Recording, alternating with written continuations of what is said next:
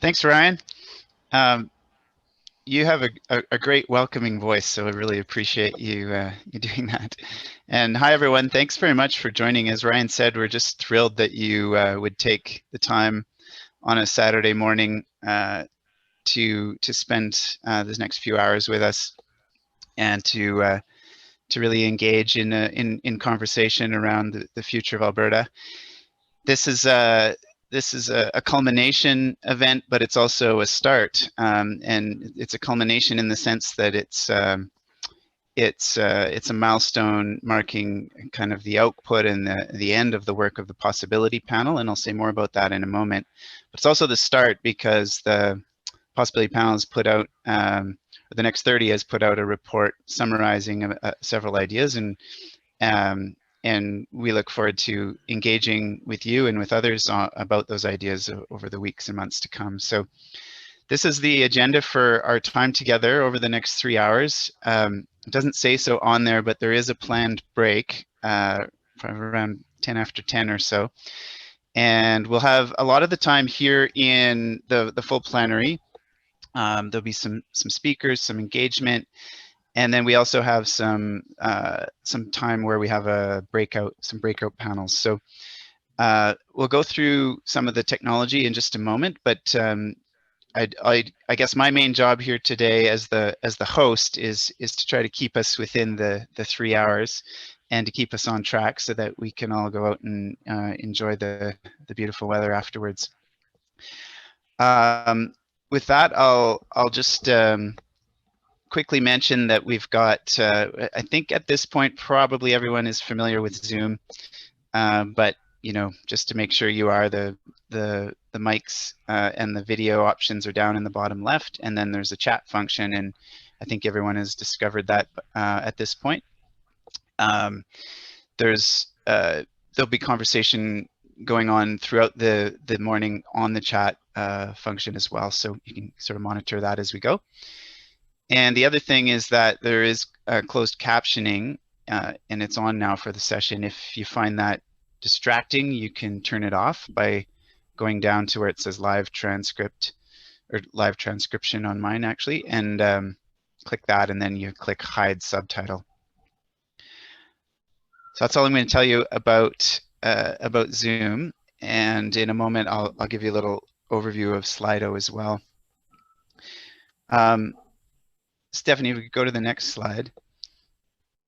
I'm just going to welcome one of the possibility panelists, Najwan El-Junaid, to start us off with a land acknowledgement. Najwan? Okay, thank you, Chad, and good morning, everyone. I'm Najwan El-Junaid. I am privileged to live on the traditional territories of the peoples of the Treaty 7 region in southern Alberta, which includes the Blackfoot First Nation tribes of Siksika, the Piikani, the Kainai, the Tsuut'ina First Nation, and the Stoney Nakoda First Nation tribes of Chiniki, Bearspaw, and Wesley. This is also the homeland to the historic Northwest Métis and Métis Nation of Alberta Region 3. As I make this acknowledgement today, I cannot help but think about the unmarked grave sites found in Kamloops and now in Saskatchewan.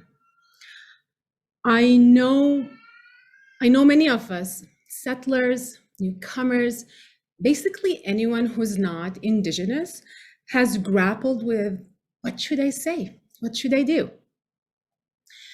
And for me, when the news broke about the 215 children in Kamloops, it took a whole week of reflection. I immediately thought about all the wonderful Blackfoot, Cree, Dene, and Métis folks I know. I hesitated a lot before reaching out to them. I did not want to be another burden to them. I did not want to be misunderstood as asking for emotional labor. And here is another email expressing shock, thoughts, and prayers. None of us can speak to the depth and complexity of pain and grief that the Indigenous people are feeling today. These recent discoveries are not discoveries. They are confirmations to what the survivors have always told us. As I thought about the 215 and the 751 innocent children, I also thought about my child. He's 4. And it is the age in which many of these kids were stolen from their parents. I imagine how many elders and family members would have carried them, hugged them, and loved them. And while I felt immense sadness and grief for these children and families, I also reminded myself that this is not about me. This is not about my child, and this is certainly not about my little sob story. This is about the stolen children, the survivors, the ones with intergenerational trauma, the 60s scoop survivors, and the communities who are reeling today from this confirmation. We are still working through the truth, and the extent of that truth is yet to be known. I am cognizant that we are all at different stages of learning about the historical violence and systemic discrimination against the Indigenous peoples here in Canada. And that's okay. This is not about shaming, guilting, and feeling horrible. This is about the truth and sitting with the truth in discomfort. I invite you to sit in discomfort and ask yourself why you're uncomfortable about the truth. This is not about us who are settlers. And someone recently told me we need to listen to understand instead of listening to respond. There has been so much violence in the last few months. The lost Indigenous children in Kamloops and Saskatchewan, as well as the killing of the Muslim family in London, Ontario in cold blood. The Afzal family went for a walk, just like any other family. But a whole family was wiped and a child was orphaned just because they exist. There has been so much hate, and there has been hateful attacks on Muslim women here in Alberta. We must name these attacks. They are specific, they are gendered, they are anti-Muslim, and they're often anti-Black. There's a theme, there's a pattern. There's so much to do, and there's so much to learn about all this violence. I encourage you to start somewhere. And it is okay if you stumble your way through this journey. And it is okay if you or your feelings or your ideas are not accepted at the beginning. We need to remember this is not about us. It is about all the victims, and it's about the truth. There is no way to manage this loss of 215 children and 751 children. We need to refocus on moving together in a good way, in a way that creates space for the Indigenous people to grieve and to honor the children, and in a way that contributes to the healing of the survivors, the ones with intergenerational trauma, families, and the Indigenous communities. In remembrance, let's pause for a few moments to remember the 215 children in Kamloops and the 751 children in Saskatchewan who did not get to go home. And to those who have been found previously, and to those who are yet to be found, and to the Afzal family in London, Ontario. Let's pause. Let's pause in remembrance.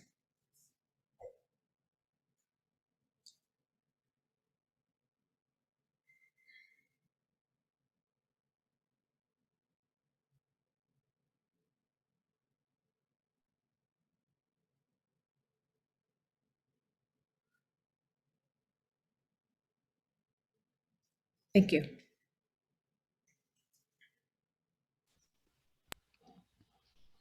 Thank you, Najwan. Thank you for starting us off that way. So I'm going to transition now into the rest of the program, and I'll do so by first just giving you a quick overview of the Next 30. This is a new not-for-profit organization that was launched in November of last year, and really was intended to create a space for dialogue about public issues that is outside of partisan engagement, and is really just a space for sharing bold ideas and productive public dialogue. We launched it with a project called the Possibility Panel, and that's been referred to already. So a group of 30 panelists who are community leaders from different parts of the province, and who listened to different on different theme areas to the ideas of Albertans around the future and what's possible for the next 30 years and beyond. And this, as I mentioned earlier, this event is a culmination of that process. And they released their report, or we released their report earlier this week. Is the Next 30. It's called "It's Possible, Alberta." The values of the Next 30 are another thing we wanted to highlight, just because it helps set the frame for how we engage in the conversation here. And Stephanie, the next slide is the list of values. There you see respect, nonpartisanship, diversity, long-term vision, and collaboration. And I won't elaborate on that too much, but just encourage you to kind of respect and fulfill these values as we engage for the next few hours. Why a possibility summit? This is a question, I guess, that, like I said earlier, it represents a culmination of the work of the Possibility Panel. It's also a start, and really it's driven by this sense that Alberta needs to maybe recapture that spirit of possibility that really has been a part of our identity. So this summit is meant to explore that in a whole bunch of different ways, and really grateful that you're here. I'm now going to turn to another one of our possibility panelists, Tim Fox. And Tim is going to go through the Brave Space principles, which are principles for how we carry ourselves over the course of this event. Tim, welcome. Thanks, Chad. And yeah, okay, everyone. I just said hello and good morning in the Blackfoot language. Really good to be here. I introduced these principles of Brave Space with the idea that a lot of times in complex conversations, when you're getting into dialogue about certain issues, or for people who are tasked to hold space and facilitators, we often hear this notion about creating safe space. And I'm not really truly convinced that it's possible to create a completely safe space. I feel like these principles really help to invite levels of curiosity into the conversation. They also act as an accountability tool when we are engaging into some really complex dialogue. So I'm just going to go through each one of these and explain a little bit more context behind each one. I will go fairly quickly though. So the first one is we are present in this virtual space and with each other. Just again, our gratitude to all of you for giving up a Saturday morning to join us. 3 hours sounds like a lot of time, but it will go by really fast. And in this time of Zoom that we're in, we know that it is very easy to be distracted with that email that's coming through or that text message, but we're just asking if you could sort of put that kind of stuff aside and be fully present with us as we dive into some of this really important dialogue. The second one is we are open to new ideas, ways of thinking, and feedback. Sort of just a really good example by Najwan's land acknowledgement and acknowledging the tragedies that have emerged. I think most people are learning about that tragedy for the first time in many instances. But I'm hoping that folks can just remain sort of open to learning, open to understanding the significance and how that historical legacy is still impacting us as Indigenous people. We listen deeply, are curious, and seek new knowledges and understanding. This is sort of challenging the status quo a little bit. It's intentional by saying knowledges, just recognizing that there is more forms of knowledge other than the written language. And definitely from an Indigenous paradigm of thought and practice, we lean on the wisdom and the knowledge of our elders, specifically and especially at this time of deep national sadness. We bring awareness to our biases, assumptions, and judgments. I once heard by a speaker and a thought leader, Elise Ancora, that if you have a brain, you have a bias. And so in some of these questions, some of these discussions that we might be engaging in, if you feel discomfort or if you feel sort of an initial reaction, I would say maybe just take a pause and sort of really unpack where that reaction is coming from. It could be sort of based on assumptions or biases, and then sort of unpack that for yourself. We hold a space of trust and confidentiality. That's pretty self-explanatory. We're happy that you are all here with us, that there are possibly some personal stories that will be shared, that those aren't sort of then repeated after this. We focus on possibility and see obstacles as opportunities for learning. Well, I think that spirit and intention sort of has led us all here to talk about what is possible in many sort of spaces and spheres of focus that we may not have been used to talking about, but yeah, just being open to that. We acknowledge and appreciate each other's gifts, strengths, and contributions from an Indigenous perspective. We sort of mobilize and really value the circle process. The circle process sort of recognizes the voices of many, and it invites the voices of many, so it's very holistic. Just recognizing that even in your curiosity, and if you have more questions at the end of this session, that's a sign of success. And those questions should sort of help to inform your next steps. We hold brave space for courageous conversations, just recognizing that, you know, this notion of safety is a very challenging thing to create, and that safety is only set to the standard of the person that's holding the space. So instead, we ask that you arrive with vulnerabilities, arrive with your curiosity, and that will be accepted and invited. We challenge ideas and not people. I think this is especially important when, you know, we think of polarization and a lot of these ideas that are emerging that have been harvested from all of the past sessions, that it's sort of about the ideas, and hopefully we can engage in some really good dialogue as we move forward collectively. We allow discomfort to lead our growth. A lot of this can be uncomfortable, especially with the recent findings and all these tragedies. I think there's this huge push to mobilize the truth when it comes to residential schools and all that kind of stuff, and that could be uncomfortable for some people.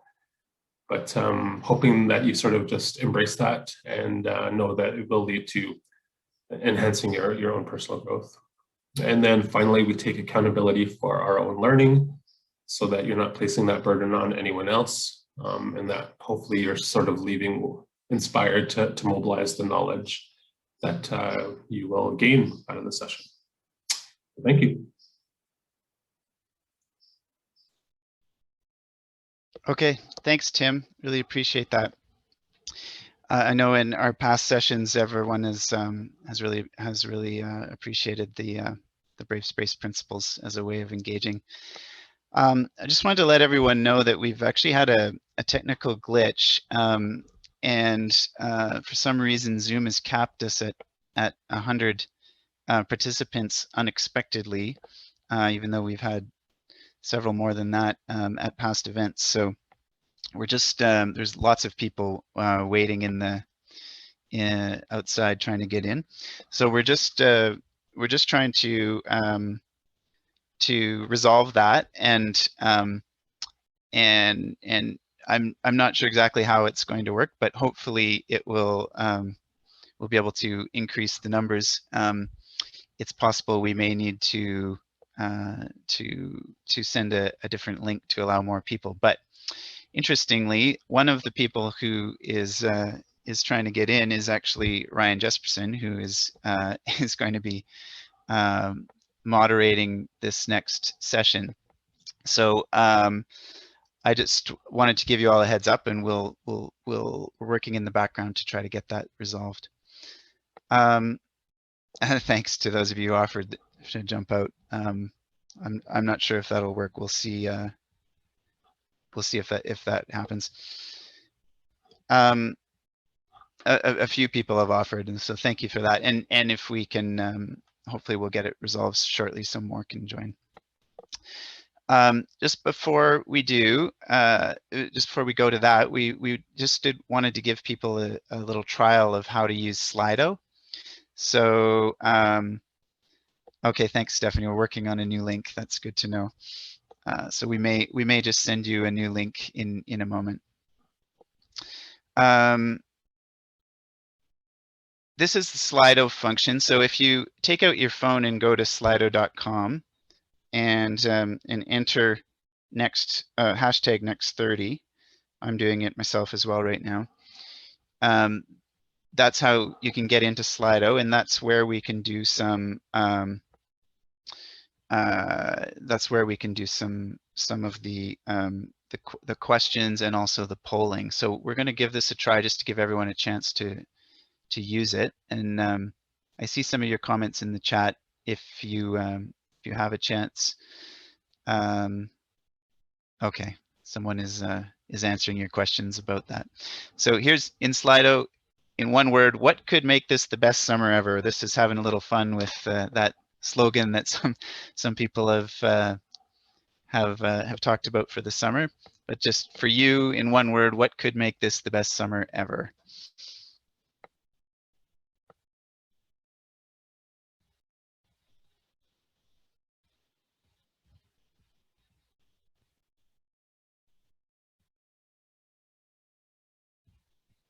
Hugs. Awesome. Beer, freedom, friends, travel.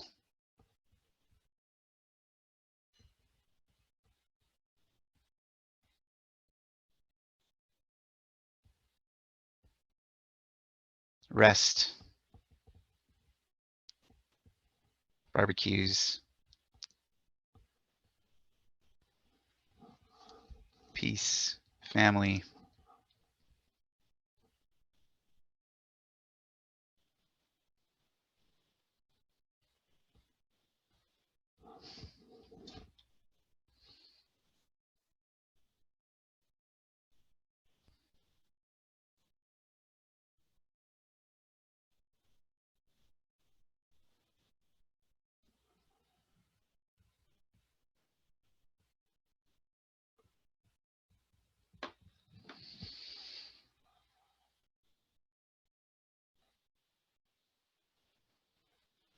Thanks, folks. I see about 53 of you have entered. So if the rest of you are still sorting out how to do so, again, it's slido.com and then hashtag next 30. And I'm happy to see that it looks like we may have solved our technical issues because we've crossed the 100 threshold.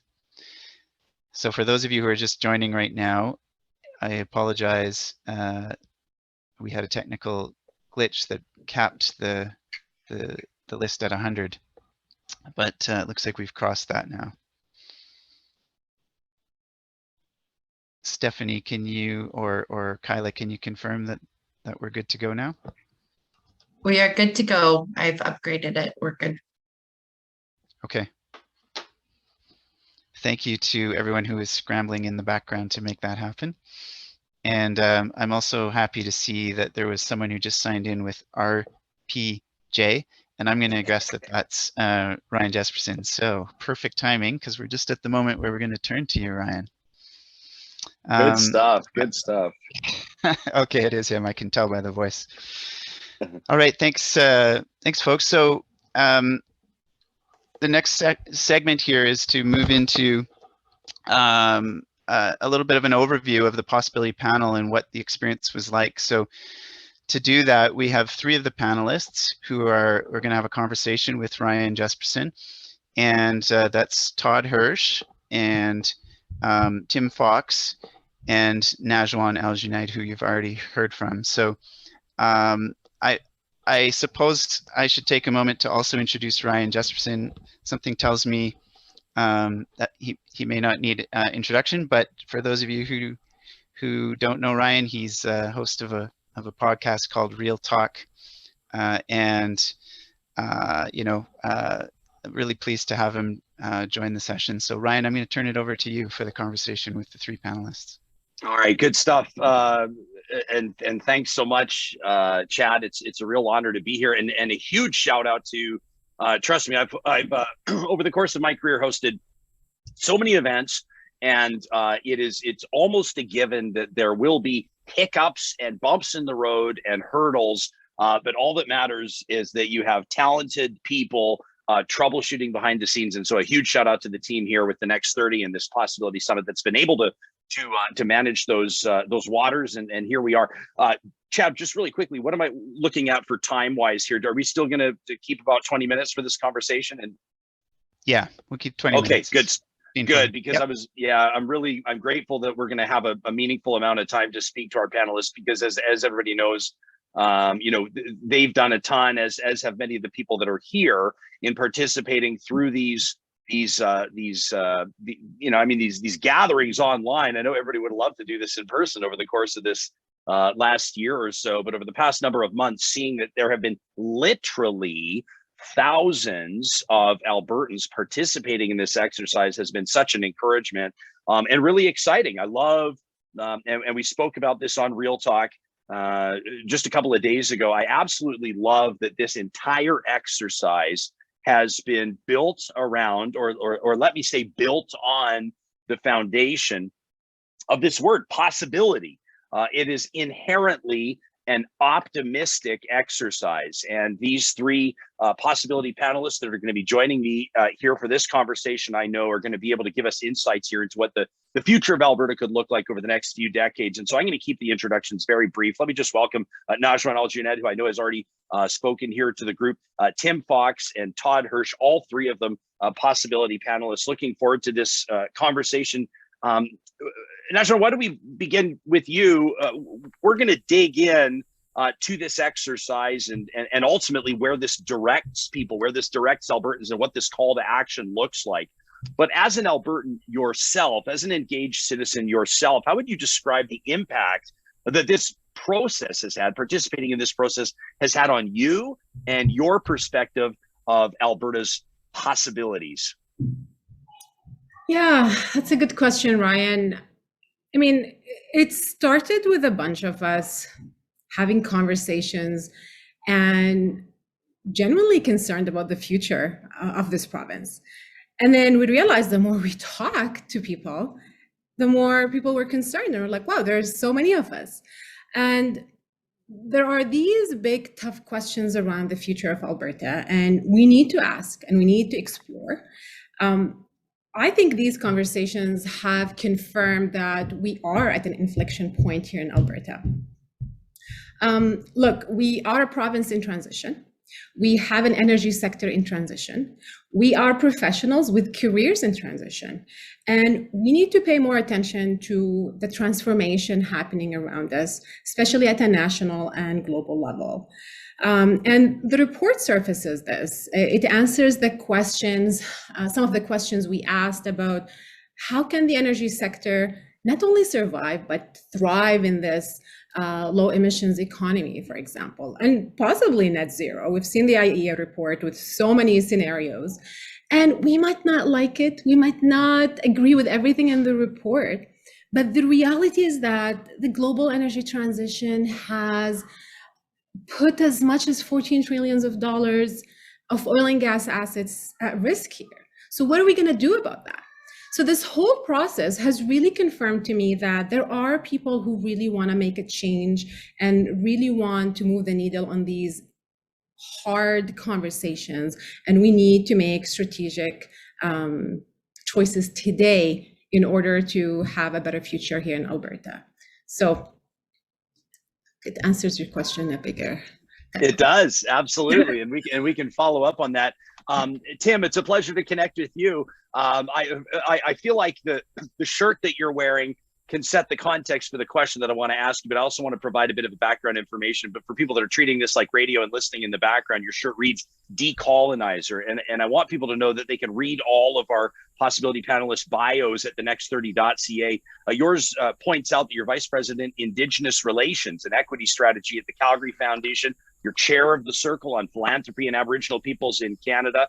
You're a proud member of the Siksika-Sapi Blackfoot Confederacy for the Blood Reserve.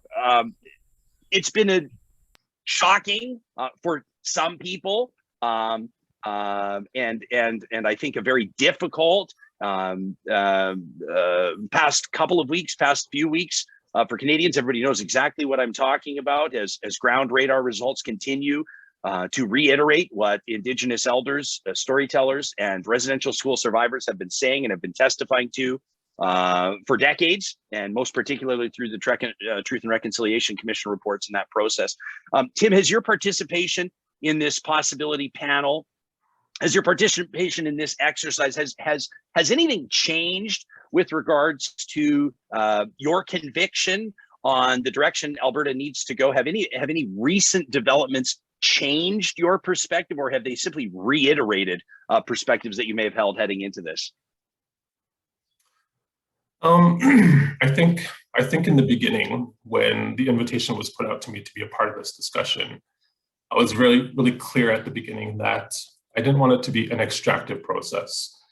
And so I'm very hopeful with the work of the possibility panel, but the message that I want to give is this comparison or this parallel for people to really think about this, what has emerged out of this report. Historically, Indigenous nations have always been extracted from. We've been extracted from in land, we've been extracted from in resources, we've been extracted from in children, and continue to be extracted from in children. In this contemporary time, I think that it is showing up as knowledge extraction, or has the risk of showing up as knowledge extraction. So what I mean by that is attending spaces like this, reading the report as it stands, merely with the intention of increasing your level of understanding. I feel like if that's your only motivation in attending these, in reading this stuff, is just to increase your level of understanding, you're being no less extractive than settler ancestors before you. The difference is how we mobilize the information. So I hope that the report, I hope that this process is just the beginning of more conversations that have to happen in all of these areas. And, you know, from my perspective, specifically around truth and reconciliation, I feel like people see this word and sometimes it causes some discomfort. They sort of cringe up and be like, oh no, you know, decolonization, what do I have to give up?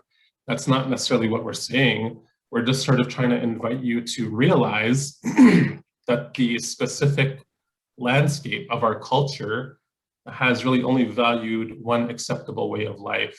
And we are now unearthing a really deep, dark history of this country that we sort of we can no longer turn a blind eye to it. It's literally being surfaced. And let me be clear, and I've posted this on my social media, that what's happening is not Indigenous history, it's settler history. And it's time that we sort of walk side by side in a space of, in a spirit of, there's a lot we have to reconcile with. And I hope that this work, the report, is just the beginning of some really crucial dialogue that needs to take place. I mean, I think that these words can work together, although they would appear to clash. That is heartbreakingly beautiful for you to describe how this is literally being surfaced. And it's given so many of us, it's given all of us an assignment, is what it is. And I want to circle back on this in a moment. I saw an interview that Ian Hannamansing with the CBC did with the chief of the Cowessess First Nation in Saskatchewan. And they were talking about how reconciliation includes economic opportunity. He said, our people want to participate. Our people want to experience this growth. Of course, we don't want to skip the steps that are necessary. I talked to Joyce Saddleback a while back, who said, before there can be reconciliation, there must be truth. And right now we will reckon with the truth and wrestle with it. No, but this is the next 30.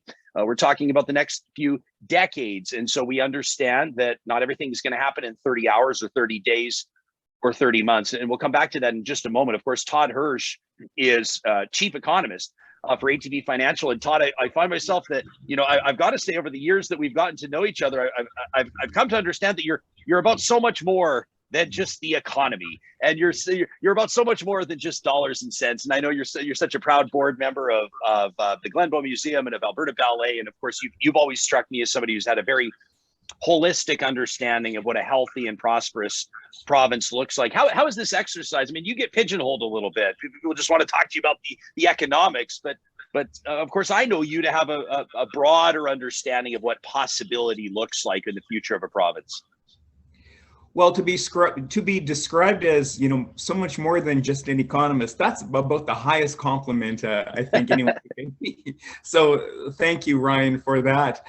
You know, participation for me in this, the next 30, has been an incredible honor. One of the reasons why is the amazing people that I've gotten to know on the panel. Some of them I knew beforehand, but many I did not. I think the diversity, the cultural and social diversity that the organizers were able to assemble on this is, you know, truly outstanding. Because I'll be really honest, you know, we don't need to hear from any more middle-aged white guys like me, and I'm honored to be able to add my voice. But I don't know, over the last 30 years, I've been involved in a lot of groups like this, and we've tended to all look the same and sound the same and have the same ideas. And this panel, I think, is very different. And that's what gives me a lot of optimism for the future of this province, because now finally we're starting to crack the code, or crack open the nut, or whatever metaphor you want, and bring in different voices, which will include a voice like mine, but they're not all voices like mine. They're very, very different voices. I've been amazed at how I've been challenged in a lot of my thinking by the other voices on the panel. I've been inspired by the other ideas and the other voices on the panel, perspectives that I never really considered. I've had my own ideas challenged, you know, in that brave space that Tim talked about. But I've had my own ideas challenged. So for me personally, it's been, you know, you hate to sound too cliche, but it really has been an amazing journey. I have to thank so much Chad and Emma and Max and all the other organizers for including me in this. But mostly I remain optimistic and hopeful, because if this is what the future of this province looks like, if the next 30 is any indication of what we're capable of as a province, that really gets me energized and gives me hope that we can actually move in the right direction. Najwan, before you were a possibility panelist, and before you were, you know, serving on the City of Calgary's Biodiversity Advisory Committee, and before you were serving with Ask Her, YYC, and all of these involvements, I mean, you're by definition, people would say, you know, this is the type of person that a person like you that's contributing to the economy, that's contributing to that's strengthening the social fabric, that's giving back. Before all of this, right? You were a 17-year-old who had grown up in Yemen. You had an opportunity, you had a scholarship, and you decided you were going to move by yourself, if I understand correctly, halfway around the world to a new country with a new culture to begin to explore your own possibilities. Obviously, the perspective that you have brought to this panel has been enormous in that context. How do Albertans need to understand the onus that comes with attracting talent, that comes with retaining talent, that comes with creating an environment where people want to not only do business, but raise their families? How much of a part of the next 30 is that? That's a very complex question. So as we think about the next 30 years, I think it's important to welcome and support younger people. Like, we have to reach out, and there's so many people, like, I did not reach what I wanted to reach in my career and my personal life without the help of many people. And so many people offered me time as a young person at 17 and 18 of having random conversation about life, about their careers, about how they made it to their responsibilities and careers in general terms. So there is room for all of us to make the time for younger people, and especially those who come from, especially now with COVID-19 bringing the inequities and the weaknesses in our systems and institutions, and how they can be really not inclusive. So we have individual responsibilities as people here in Alberta to lend a hand, to make the time for younger people, especially those who come from different backgrounds, or there are different terms in here, like equity-seeking groups or underrepresented populations. We need to make the time. So this is one area for sure. And to be honest, part of this process and experience, I had that worry, how would this show up in the panel? How would this come up in the process? And it was interesting how participants as well showed up with so much vulnerability and openness to share. That was refreshing to me to see in this whole process. And we need more of that in forums like that, to people show up authentically, to see people like them as well. So the more we share about our own vulnerabilities and weaknesses, and not only the inspiring, amazing stories, I think there's someone out there who would relate to you. So there is an individual responsibility from all of us to open up and share more. Tim, it was just on Thursday, just a couple of days ago, that the report was issued. People can download it right now if they've not yet seen it at thenext30.ca. It's possible Alberta reads the report, and there's great ideas, about 26 big ideas that people can take a look at and pursue and start to think about. And some of them are, I love the one about a new license plate. We were talking about that on Thursday and what that might look like, because we feel like these license plates are a billboard for a jurisdiction more than anything. The slogan would matter, or would it? And then you have a citizens assembly on fiscal reform, or you have a bold new absolute emissions target, or $20 a day daycare, or the Truth and Reconciliation Commission challenge, the TRC challenge. The reason why I list some of these off is because I do see either grassroots or otherwise conversations happening on some of these fronts. I do see a public conversation on childcare. I do see a public conversation on how Albertans feel about emissions and environmental targets and balancing the environment and the economy. And then, of course, truth and reconciliation, which everybody is talking about now. When you take a look at that report, when you take a look at those big ideas, do you get a sense that Alberta is trending in the right direction to realize its possibility, to realize its potential? Or do you foresee a time where there could be discomfort, a tectonic shift, if you will, in thinking, in practice? How dramatically different does Alberta's approach need to be to realize these possibilities? Well, when I reflect on many things sort of future focused, I know that generationally we are experiencing a lot of challenges. There's many barriers to moving this dialogue forward, specifically when it comes to hard, dark histories like the residential school system. I think historical context matters because it shapes the current status of all of our systems and how we function in society. And a lot of people really struggle with unpacking that piece of history. I also want to be clear that in the whole process of the possibility panel, it was less about us sort of giving our insights, and it was more about listening to those, like you said, Ryan, those thousands upon thousands of Albertans that showed up to these spaces. And despite our best efforts at sort of amplifying the invitations, we were still missing a big mark of the diversity that exists within Alberta. And so there are still many voices that are missing. I'm hopeful in general for a future possibility, just because as I reflect on the challenges of moving through uncomfortable conversations in this generation right now, when I speak to young people, and you'll likely hear it on the youth panel later this morning, when you speak to young people, there's a new kind of leadership that's emerging.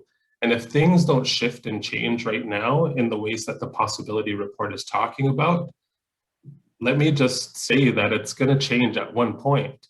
This new kind of leadership is ready for change.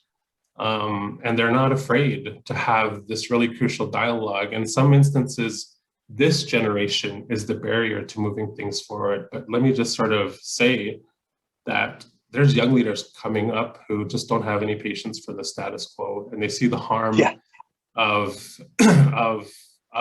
this culture that we had built. And Najwan did a beautiful land acknowledgement this morning where, you know, she referred to the loss, not only the loss of all these children that are being uncovered, but the loss of the 4 Muslim family members in London, Ontario. So like people, there's a sense of urgency because people, this is costing humanity. These ideologies that we hold on to are very problematic, and it's costing people's lives. I feel like we're going to get to a point where that is not the case. Yeah, and Tim, you're bang on about, I mean, you talk to any sociologist or anybody else about this generation, and you talk in particular about millennials and how the business landscape will change, how social landscapes and political landscapes will change, and people are forecasting dramatic differences in approach and expectations moving forward. Time will certainly tell. We are getting set, as Tim alluded to different panels, to different breakout groups. It's going to be a wonderful day. I'm very much looking forward to interviewing Chief Wilton Littlechild coming up in just under 2 hours' time. But Todd, let me wrap this conversation for now by asking you this. How much can we actually control? In other words, how much of Alberta's economic future is inevitable, and how much of it can be impacted if we do nothing, or if we do everything we can? How much of a difference can we actually make? Oh, that's a great question. I think in the first instance, like in the very immediate future, our economy is our economy. There's not a whole lot we can do about it, but by taking small steps and small actions and acting sort of collectively and acting in a positive way, that is how we are going to affect change in sort of the medium and the long term. We have to start doing it now. We can't turn the economic ship, to use that metaphor, around on a dime. It just doesn't work like that. But every I guess effort, every small action, large action, it is all going to contribute. And that's why I love what I'm seeing at the Next 30, is because these 26 recommendations, is there 26? I think it's 26. Yes. There's starting points for conversations. And, you know, I'll be honest, for me, not every idea is the hill to die on. I'm intrigued and I love many of the ideas, but I see this as a starting point to start getting those dialogues going. That is where we're going to see the change happen, but it doesn't happen immediately. It has to start at some point. That's Todd Hirsch, Tim Fox, and Najwan Al-Junaid. I'll be back, as mentioned, in about an hour 45 or so in conversation with Chief Wilton Littlechild. Right now, I'll hand things back, I believe, to Chad Park. Chad? Thanks, Ryan, and thanks to all the panelists. That was great. Good setup for the rest of the day. It's been referred to a few times, the It's Possible Alberta report. So this next segment, we're just going to spend a little bit of time giving you a little more detail on some of the ideas that are in there. And we're going to do that by asking some of the other members of the possibility panel to share their reflections or their ideas. I guess the way I'll say it is why they think any particular idea is a good one or is a compelling one. And I've given them notice, by the way, in advance that they have a maximum of 2 minutes to tell us why they find the idea compelling. And I didn't tell them this part, but just to really annoy everyone, I'm going to use this bell at the end of 2 minutes, just so you know that I'm going to be trying to move us along that way. So thank you to the panelists in advance. So I'm going to call on, the first one I'm going to call on is Leora Rothschild. Leora, are you there? There he is. Yeah, I am, yes. Hello, can you hear me? Wonderful. And so pleasure to speak with you. And Chad, just to be clear, you're asking me to speak to some of the points in the It's Possible Alberta report. Is that correct? You had to pick one idea that you think is a good one and tell us why. Okay, just one. That's hard to do because there's a lot in here that definitely speaks to me. But I will say this, that around the world, governments, corporations, and investors are all asking themselves, can we actually get to the future we want from where we are right now? And traditional forecasting tools tell us we are nowhere near creating an inclusive society that decouples economic growth from environmental harm. And in Alberta, sometimes it can feel like some of this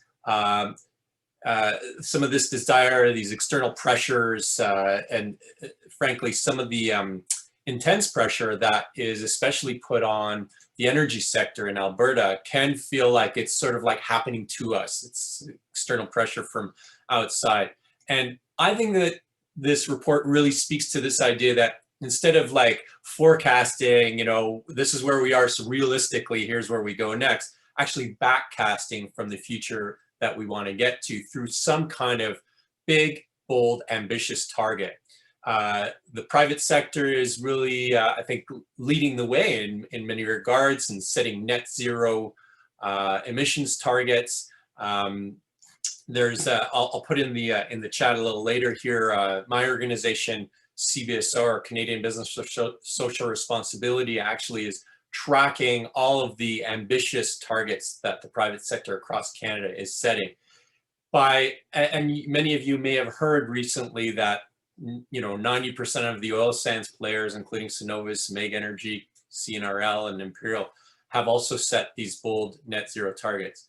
It doesn't even need to be net zero, but the idea of Alberta setting a very future-oriented target that's aligned with some of the international thinking, the Paris Agreement, and other things to say, this is where we're going, here's where innovation is going to be driven, here's where the investment should be, and it gets everybody involved. Okay, well, I can get there through energy efficiency retrofits in my homes. My business can do this. It is a rallying point, it is exciting, and it can drive attention and investment into Alberta.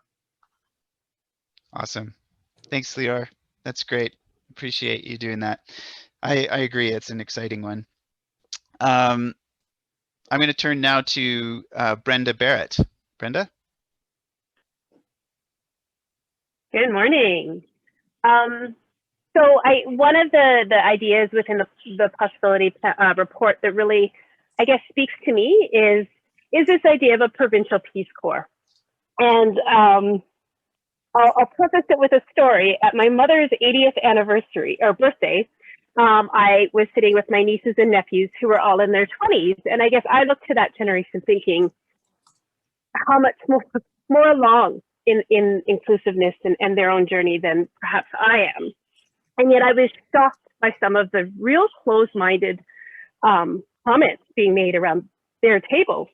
And anybody who was there will remember from my mom's 80th birthday calling out that I had to do, or I felt compelled to do, that I didn't handle very eloquently. About 4 years later, I still think of how I could have chosen my words better and my tone, and yet I don't regret doing it.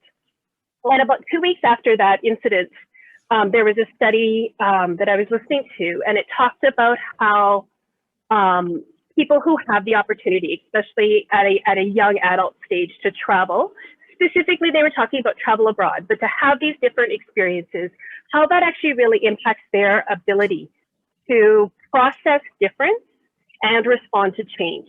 And I went, oh, and it made me look at the privilege I had as a young person in my early 20s to get involved in an exchange program, and how that really then shaped not my identity and my relationship to difference, even now that I'm back in rural Alberta and visibly fit in, but do see a lot of difference there. And so I think this idea of providing 6-week summer internships at a point in time for people who are in that young adult stage, when they're really, even as we understand our own brain science, that's when emotionally and intelligently we're forming our own identity, providing opportunity to really look at other people, see difference, even within our own province, but to bridge some of those rural to urban, and really just this whole point, and I'm going to just wrap up with this idea that I've learned that it's in your story meeting my story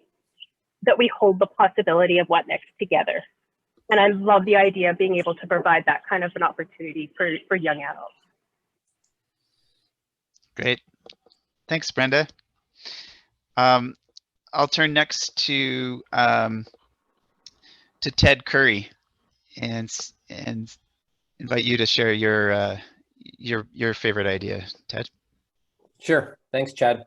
Appreciate the opportunity to do this. I'm going to focus on one from the attracting and retaining talent theme. As a small business owner and an employer, it's sort of an area that's near and dear to my heart. I'm going to focus on the one that talked about an employer job creation incentive.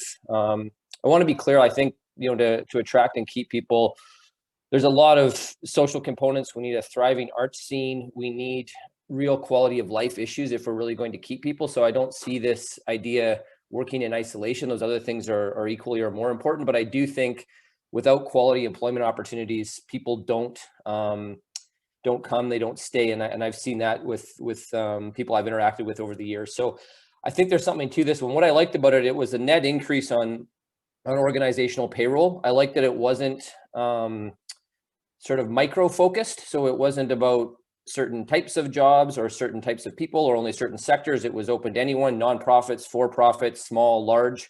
I like the notion that it required a net year-over-year increase, and there's only two ways to do that. One is to have more jobs, or two, to pay the people in the organization more, or do both. And I love that. I think that's kind of what we're looking for out of our employers if we're going to grow our economy. I really like that it's not a grant. It's not like in advance and a hope that it will work. It only was done retroactively if that happened. So it really puts the onus on making the change first and then rewarding positive change after the fact, which I really, I think I find a more effective strategy. So that spoke to me a lot. And I just think it can be a helpful nudge, having sat in the employer seat now for 25 years, that it can be a helpful nudge to put the emphasis on, I think, what we're going to need going forward, which is employers to have a growth mindset, be willing to take on more risk, focus on job creation and long-term quality, sustainable opportunities for people. So I think there's a lot there. There's a lot in the report, as people have said, hard to choose just one, but I'm excited about that one. And since you haven't rung the bell, just real quick as I throw it back to you, Chad, there's lots of people that I think have contributed a lot to make this happen, but none more so than you. And I know no one ever has time to publicly acknowledge that. So I just want to give you a shout out because you've really done a lot to drive this. So thank you. Thanks, Ted. Great. I'm going to go to Carrie Novak, Dr. Carrie Novak now. Good morning. Equal shout out to you, Chad. Just unbelievable vision for this entire program. It's just been fantastic. I'm a doc who works mostly in acute care as a specialist. And the task of trying to come up with ideas to transform the health system and the important foundation of wellness in that is daunting for sure. It comprises such a huge part of our provincial budget. It's a gnarly challenge, but what this experience highlighted for me was hope, because we have so many wonderful opportunities that exist in Alberta and we just have to grow them. So I don't know if you're aware of how innovative and forward thinking the current primary care system is in Alberta, but it's one of the leaders in Canada, and the folks and the know-how we have in Alberta is phenomenal. So the basis of our primary care system, the primary care networks, is really innovative and really does put the patient in the center. But unfortunately today we have a very siloed system, and everything from accountability and performance is disconnected, in addition to the huge need, which is funding. So our idea is to really turn the funding on its head and reflect where most of healthcare and wellness occurs, which is in the community. So the idea is where 80% of your health is managed in the community and 20% in the hospital, the funding currently doesn't match that, doesn't relate to where the needs are. And so the the suggestion or the idea is to create a community, an innovative community-based primary care system that's incredibly well funded. And some of the most successful healthcare systems in the world spend, you know, at least 40% of their healthcare budget, 50% of their healthcare budget on primary care, community-based care, where you have the health home in the center of the health neighborhood with all sorts of aspects that reflect population health, social equity, social determinants of health, justice that can be cared for in the health home. So my suggestion is turn the funding models upside down a little bit and redirect the care to where it makes the most impact for Albertans, and that's in the community. Thanks, Chad. Great. Thanks, Carrie. Appreciate that. Next, I'm going to turn to Sean Collins. If Sean, I think I saw you signing in recently. Are you here? You want to go next? I switched from phone to computer for this. Okay. Cool. And thanks to Chad, he's let me pick 2 ideas to support and play hype man for. So my first is the $20 a day childcare program. I'm a father of a 6-year-old and a 4-year-old, so it hits particularly close to home. And for me, this is one that I think if we're to have a hope for an era of evidence-based policymaking, I think one of our key litmus tests should be, have we enacted $20 a day childcare? And specifically, I want to take the economic lens to it, because I think we talk a lot about the social lens to that conversation, but there's a real powerful economic incentive around that. So first and foremost, there's a direct result in growing median household income, which means our middle class gains actual real wealth when this policy is enacted. It also significantly increases the share of women in the workforce, which directly delivers a more diverse economic fabric. And from a taxation perspective, when you're growing your median income, your household income is growing, and therefore they're being taxed higher. And the daycare itself is also paying payroll taxes, property taxes, provincial and federal income tax, and GST on top of probably 8 or 9 other taxes or fees. And so for me, as a white guy with a finance minor from a business school, I call on sort of the fiscal hawks and budget wonks to make more of a stink about this policy, because it has really specific economic benefits. And the second idea for me was AOSTRA 2.0. And so as someone who grew up in Fort McMurray because of the oil sands boom, it's pretty hard to underestimate the impact that AOSTRA 1.0 had on my life. And I think the lessons from AOSTRA 1.0, where we had visionary leadership willing to invest billions in painfully figuring out the processes needed to unlock the resources we have in Alberta, is something that we need to take up again. And right now, our energy resource is quickly becoming uncompetitive. And there's a practical environmental reality to that, in that we're 3 times more carbon intensive per barrel than the global average right now for our product.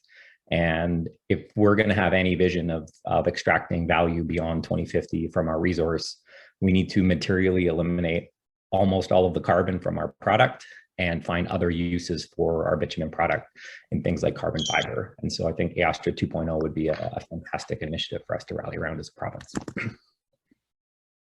Thanks, Sean. Great. I'm going to turn next to Kieran Malik Khan. Kieran? Good morning, Chad. Thank you. And thank you for hosting this summit. Special shout out to Sean and Chad. And I appreciate, Sean, you always talking about Fort McMurray. I am from Fort McMurray. And the topic that resonated with me the most was, and is proportional representation. Representation is a very deep word if we think of it that way. And at this point in time, in this moment in Canada, representation is in danger. And I'll tell you why.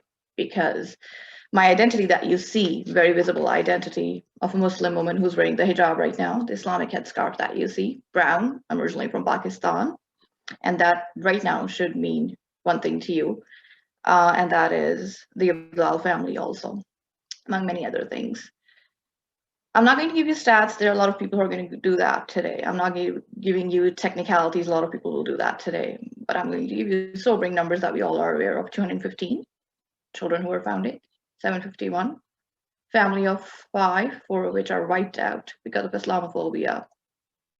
Representation is action. Representation is changing of policies. We are in an election year. Think about that.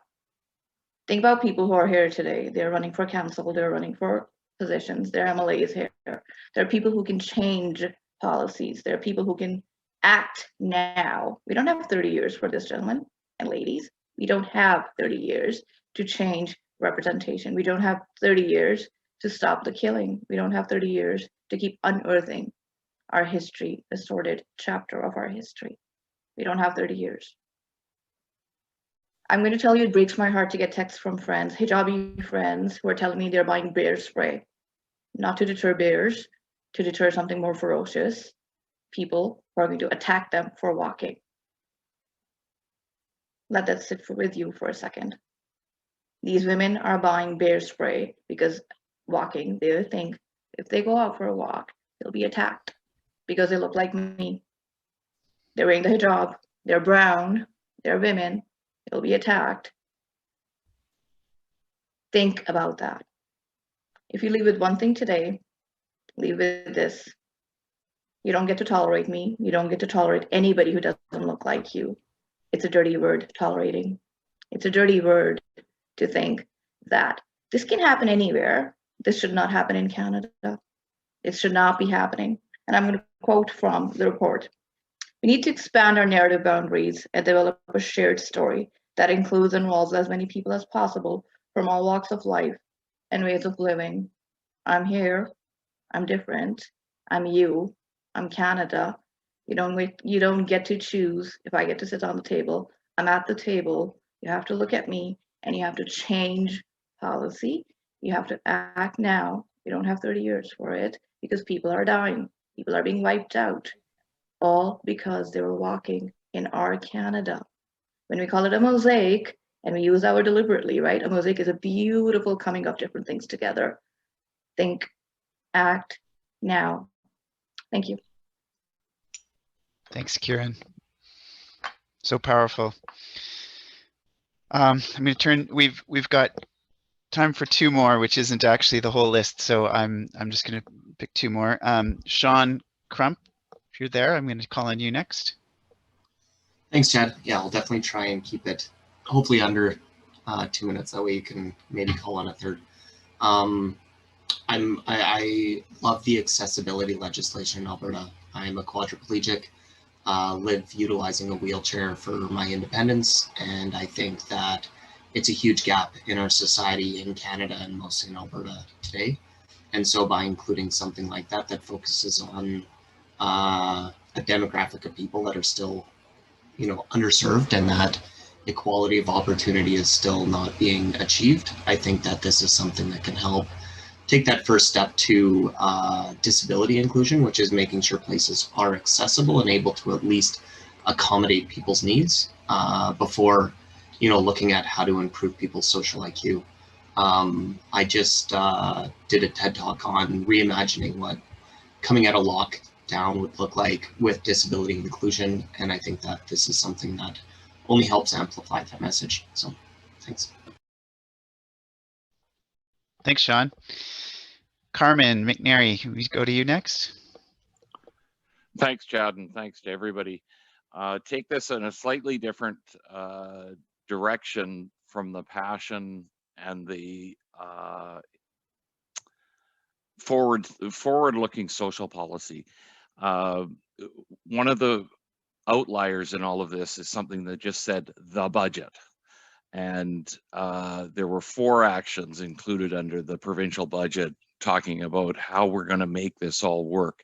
But I want to take it in a slightly different direction. If you look at 2 of those ideas, the Alberta Fiscal Commission and a Citizens Assembly on Fiscal Reform, what they really speak to is that our political system has not served Alberta well in terms of representation, in terms of inclusion, in terms of predictable outcomes.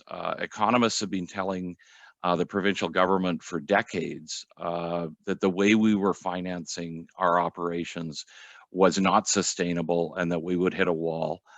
And yet nothing was done. And at the same time, we've watched income disparity and wealth disparity happen in a system that made assumptions about how governments should tax. And I think what these two ideas say is citizens need to be involved in how government is financed and what balances are met and what outcomes are to be achieved. Citizens need to be involved in that, and they need to be, voices need to be heard that have not been at the table in developing tax policy.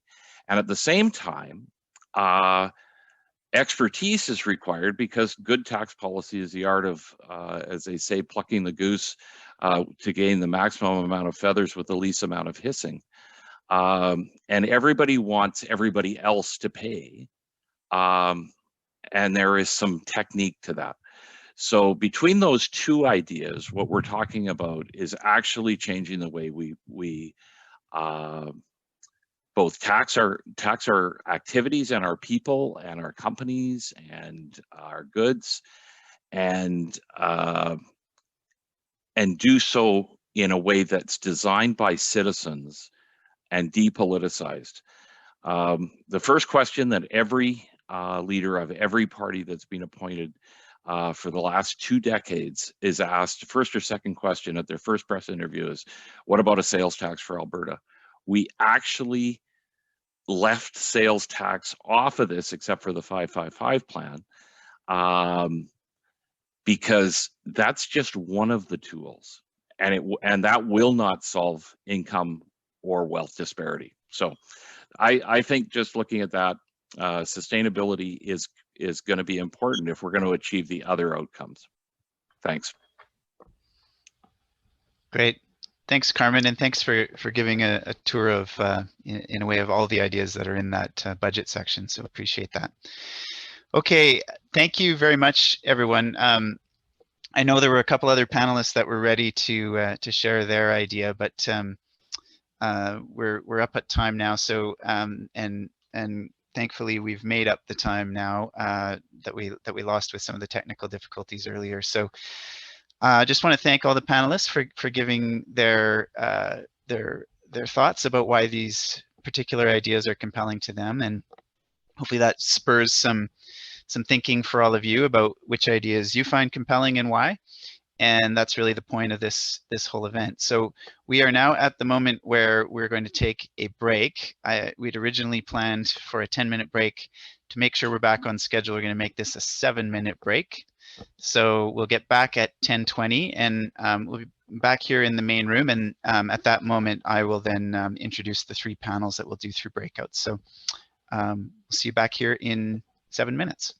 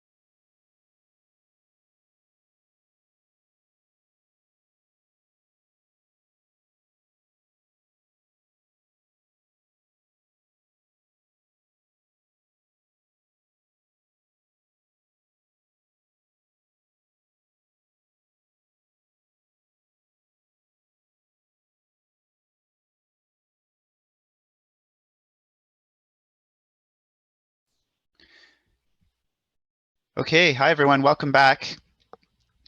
We're going to move ahead now with the 3 breakout panels, considering the possibilities. So the intention of this is really to hear some discussion about the ideas from leaders in 3 different sectors, I guess, or parts of our society. One is a group of youth leaders. Another is a group of leaders. Oh, thanks. Yeah, here's the youth leaders.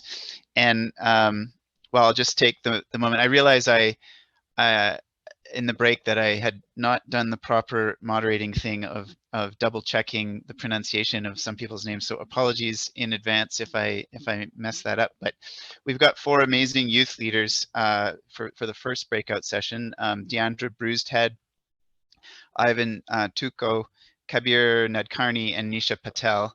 So I won't list all of their accomplishments, but they're just incredible young people in our province, and really encourage you to go hear what they have to say about these ideas and what it means from a youth perspective. The second breakout panel is a group of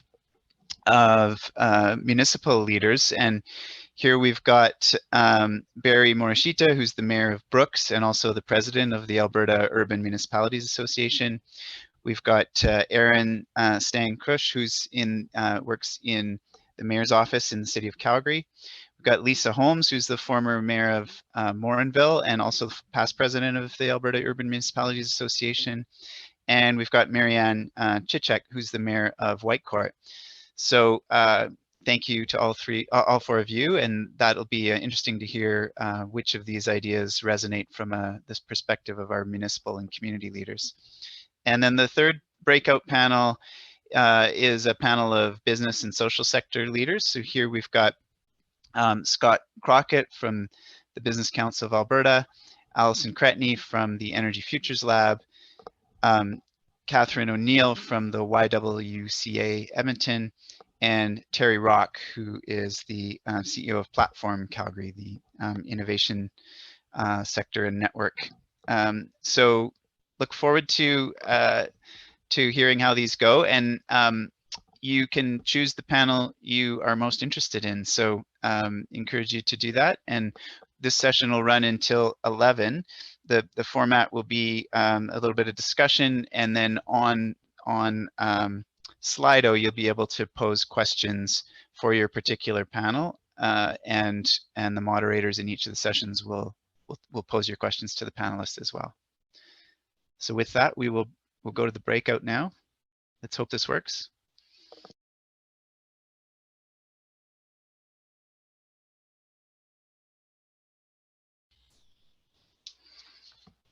Oh, good. I think I'm back in the right place. I actually got kicked right out of the whole meeting there, but I see over 100 people in the participants list, so I'm definitely back in the right place. Thanks. I have a feeling that it was probably true of the other 2 breakout panels that 40 minutes was not enough time, but I do want to thank all the panelists for contributing their thoughts and sharing what ideas and themes from the report resonated with them, and where there might be some further opportunities. So really appreciate that. The next thing we're going to do is actually give the opportunity for 3 representatives of provincial political parties an opportunity to do the same and to reflect. Now, they've each been invited to share up to 5 minutes of reflections on what they've heard in the summit, what they thought in about the report, which ideas resonated with them, and so on. And so we'll thank you all for joining this. First of all, MLA from Stony Plain and Spruce Grove, Cyril Turton, who's with United Conservative Party, and we've got Shannon Phillips, who's MLA from Lethbridge West with the NDP, and then we've got Alberta Party interim leader Jackie Fensky. So thank you to all three of you for joining us and for participating in the summit today. I'm gonna, yeah, I'm gonna bet that this doesn't happen to you very often, but I'm going to do the same as I did with the panelists earlier and ring my little bells after 5 minutes. So just to give you a sense that really we're having fun with that. So I'll start with Cyril Turton, and thank you, Cyril, for joining us. Awesome, and thank you everyone for coming out here today. So yes, my name is Cyril Turton. I'm the MLA for Spruce Grove and Stony Plain. Unless I'm in Stony Plain, then I'm the MLA for Stony Plain Spruce Grove. So there's a bit of a dynamic there between the two communities, but obviously very happy to be here. Tell you a little bit about myself real quick, and then finish up with some comments. So prior to being elected, I worked for a large Fortune 500 technology company, really helping enterprise type clients set up their corporate operations to be modern day IT savvy, IT heavy companies, and really looking towards the future. So really the conversation today is really up in my professional wheelhouse. I'm a dad with 2 kids, and I appreciated some of the comments when it came to inclusivity, acceptance, and trying to have an Alberta that we can all be proud of. I think Lisa Holmes is touching a little bit on that, and I appreciated her leadership at AUMA in that panel. A couple of the things in the report that really struck out at me, and I was a former 3-term city councillor, so it always seems to go to municipal roots for myself, but is really, first of all, is the childcare system. I know in one of the panels, that was obviously huge. COVID-19 has really showcased some of the gaps, I think, when how families interact. I mean, we are reliant so much upon you know, warm, loving, accepting places for our kids to be. Typically that's school, but obviously with a couple of lockdowns, it really showcased some of the gaps about what happens when parents don't have access to school, and what happens when, you know, we want to have incredible women that want to enter the workforce, but for whatever reasons can't because they need a place to be able to have their kids looked after. So I think childcare is obviously going to be front and center. I know, obviously, like I said, having 2 young kids, that's huge in my world, as well as some of the comments in the report about the AOSTRA 2.0 and about the legacy that Peter Lougheed had, you know, decades ago, about turning, and I love the wording in the report, turning the oil sands projects from a science project into something that Albertans for generations can reap the benefits from. I mean, that's important. So for me, looking at the future, I always think about what are those same types of programs that, you know, we could be putting forth today that in a couple of generations from now, people say, yeah, I'm thankful that the leadership of 2021 decided to put in this program and set the stage. We always talk about what advice you can give to your 18-year-old self, and it always comes out about investing in Google or investing in Apple or things like that. But I always look at, you know, when we say we're thankful that Peter Lougheed did those moves decades ago, but from decades from now, what are the decisions today that we should be making from a technology perspective, inclusive perspective, policy or legislation, that in 2050 and 2060, we're like, that group in 2021, they set the stage for our kids, our grandkids. We are thankful that they set those steps in motion. And so for me, that really resonated as well. And I guess also coming from, again, my municipal roots, is really the plant-based protein superclusters, and really it comes down to me for zoning, for putting in place the infrastructure needed so that these large companies, these large sectors can come in. There's dependency upon what the rules are going to be when they want to come to Alberta, and that not just comes for protein superclusters. I know many of you are probably aware, or maybe not aware, of the large irrigation projects down in southern Alberta, where there's really a true core of companies down there. Like, that is really becoming a plant superpower and food superpower in southern Alberta. But we could do the same thing for pipelines and for also transitioning from, you know, many of the bitumen-based industries here. And I love some of the talk about finding some of those value-added clusters, because we know that the world is slowly moving away from the hydrocarbons. You know, it may be a matter of debate about what that timeline is looking like, but we all know it's going that direction. So how do we put ourselves at the front of that wave and move forward? So I know other than just going through page by page, I want to thank everyone for coming out today, the panelists. It's an absolute pleasure to be here. On behalf of Minister Schweitzer, he sends his regards, and this is the kind of stuff that absolutely I love coming to. So thank you everyone that came on out. I have a lot of optimism for our province. I think our future is bright, and I look forward to having the province and doing my small part in making the province that we can all be proud of. So thanks everyone for coming out here today. Thank you. Thanks, Cyril. Really appreciate that. That's really well said.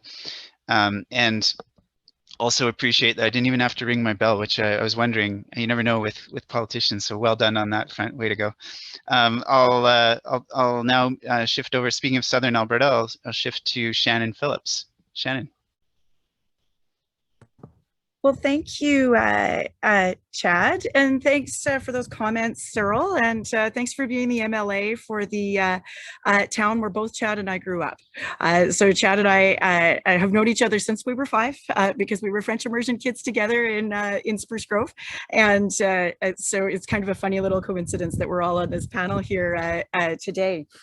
I'll just go over some of the ideas that really stood out to me, and I'll provide some comments on things that have been done as part of these recommendations in the past and how they worked, and how they could potentially be improved upon, and the kind of feedback that you have given as part of these ideas, I think really cuts to the core of, if and when some of these things were accomplished in the past, how they might be improved. Of course, the childcare, I'll start with the sort of easy ones for me that bounce out. I mean, obviously childcare at $20 a day. We did, I implemented a pilot at $25 a day, which is still, within the realm of affordable, particularly when one layers on any of the existing provincial subsidy programs. But now we have an opportunity to simply sign on to the federal government's $10 a day childcare program and expansion thereof. It will take some years, but we are looking forward to the Conservative government signing on to that federal childcare agreement. It hasn't happened yet, but certainly I think Albertans want this to happen and for this program to roll out. We know that childcare is not babysitting. Childcare is not a favor that we do for women. Childcare is an element, first of all, of early learning and child development. We, as I always say, we expect much more of our 5-year-olds now than we did when even we were kids, when Chad and I were kids going into la maternelle in 1980. We know that that early learning opportunities are the great equalizer, just as public education is. And when we have those opportunities for parents, even if parents are full-time parenting at home in those 0 to 5 years, having those choices of being able to access some of those early learning programs on a semi-regular basis even is so important, and for that to be a really high quality experience where the workers are properly compensated, where there's a curriculum associated with it, we know that leads to better executive function development, better neurological development, better social skills and soft skills as we go along, better retention and acquisition of information as we go through life. And so we know all these things. And this is to say nothing of the very obvious economic benefits of having equal access to the workplace for all parents. And in particular, we know this has an effect on women. We know this because we've just been through that very large social and economic experiment of the last year. And we see that women's workforce attachment has been very negatively affected through COVID. And we are still in something of what people refer to, what economists refer to as a she-cession. So I've probably said enough about that. I want to talk about I just want to rattle them off, the other pieces that I really liked. The job creation tax credit, love it, because you can do a broad-based tax reduction and not necessarily achieve the economic outcomes that you want. And we've seen this in a number of jurisdictions, including Alberta, far better off to ensure that people have jobs, good jobs. Similarly, the bitumen beyond combustion, we know that durables, for both the natural gas and the bitumen side is so very important to Alberta's economic resilience as the world transitions to a much more decarbonized and electrified future. We have a role to play in that. And that too dovetails and funnels into both the AOSTRA and the innovation recommendations, and I would argue, quite frankly, the AI recommendations as well. We know that we did some innovation work and reinvestment of climate leadership funds. It was a panel that was led by Sarah Hastings-Simon and Gord Lambert, and that was how we move forward with those pieces in conjunction with oil sands companies in particular for how to move forward with reinvestment of those funds during the climate leadership time. And there's no question that that dovetails with what you've said around the innovation. I believe it was a commission or a council or some kind of a work around that. That work does, those recommendations work. I will just, from a implementation and sort of government-y kind of boring feedback on that. Those exercises are always best when they are short, when it is expected that government will implement their recommendations in due course and not just, kind of slow walk it. And when there's accountability for how they are implemented. And to me, the gold standard is the Leach panel on that. And to me, that was, it was quick. It took away uncertainty for people, and it was done. And it was done thoughtfully. So those are just some of my reactions. Love the idea of implementing the TRC pieces, but I'm going to red flag for everyone. This stuff is expensive and it takes thoughtful leadership. Similarly with childcare and anything else. As I saw one politician say, of course we're going to do it. Who cares? Why are we talking about how expensive it is? But people need to realize that these are huge investments. They are the right thing to do, but we shouldn't be sort of, and I don't think anyone on this panel is sort of, whistling past reality in terms of they are significant investments, and what we spend money on shows our values. So of course we should spend money on it. But I'm seeing Chad sort of bouncing around. So I am going to leave it at that. I would love to take questions on some of the other things that I really liked, but also some of the things that I went on. Just my sort of my more governmenty bureaucratic side went, I don't know. And I'd be happy to provide some of those reflections as well in the Q&A. Thanks. Okay, thanks, Shannon. Appreciate that.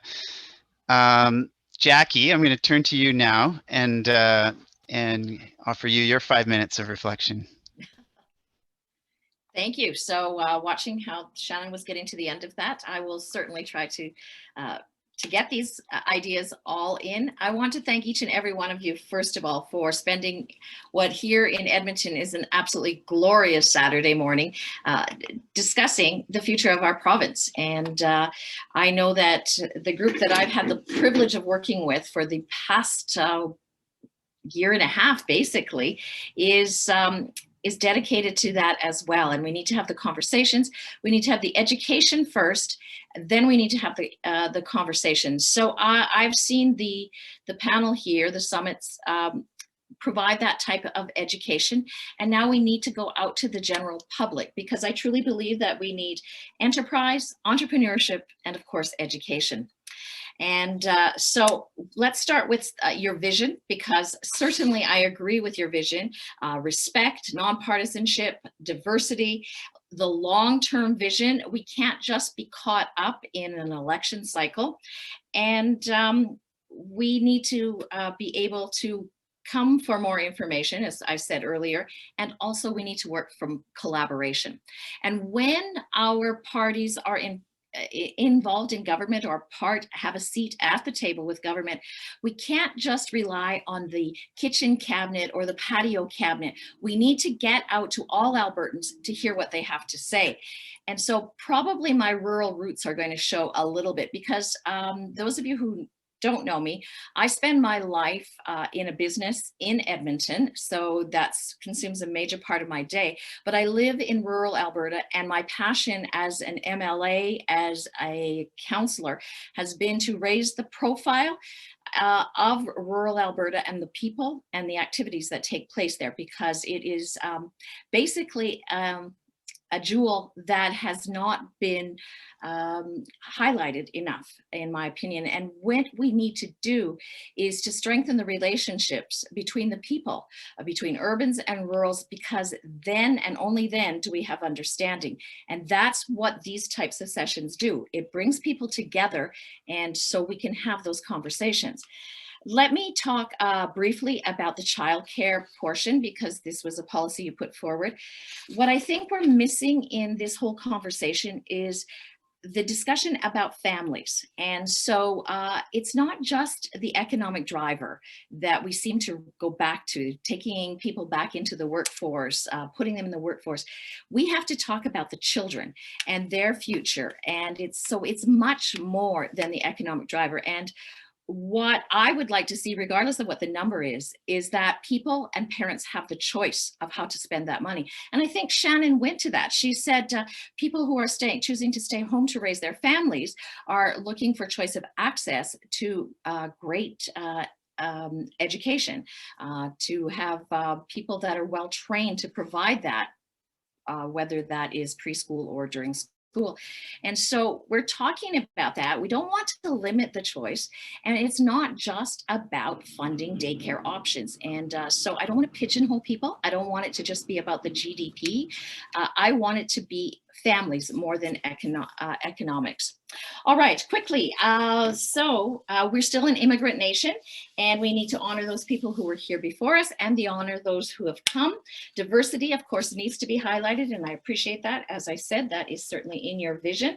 I thought a great idea was the use of the RAM. I was just there yesterday at Government House and talking about it.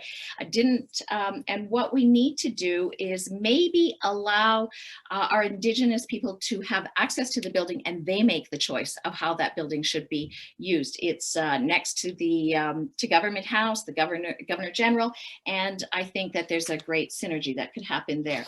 Industry, we need to back up and let industry continue to lead.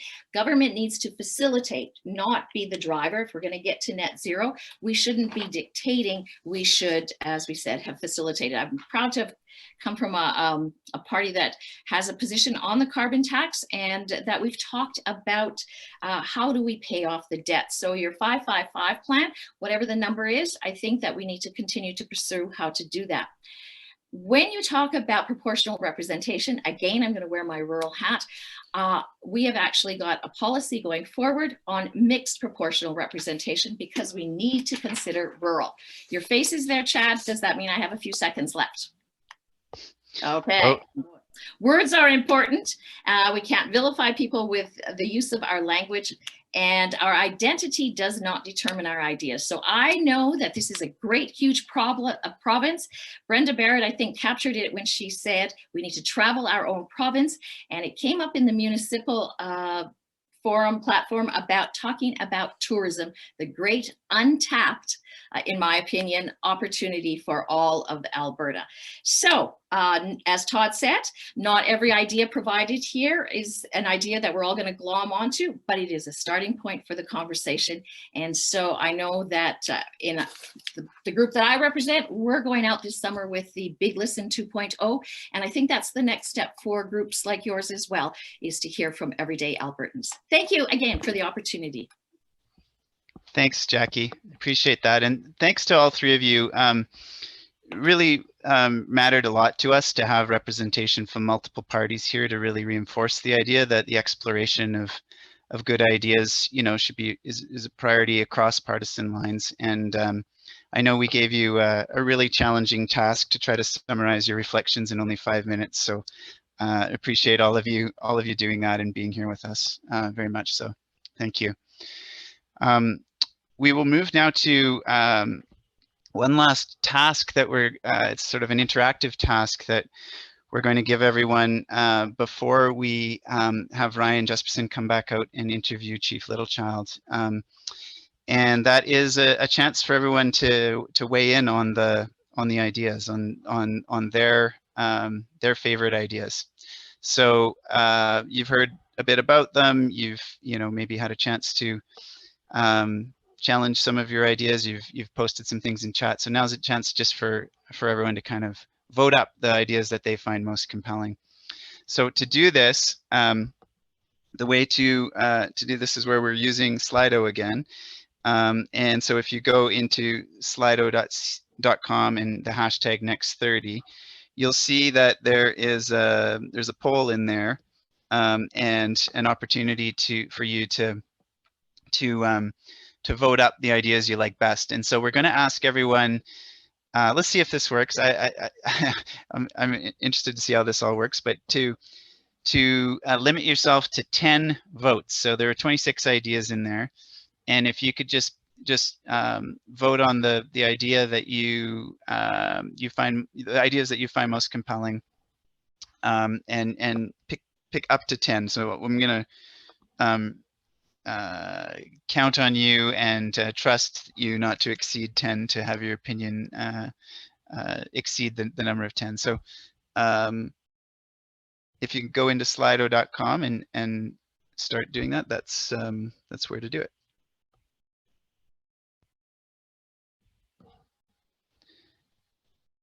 I'm not seeing any coming up here. The poll doesn't show, chat.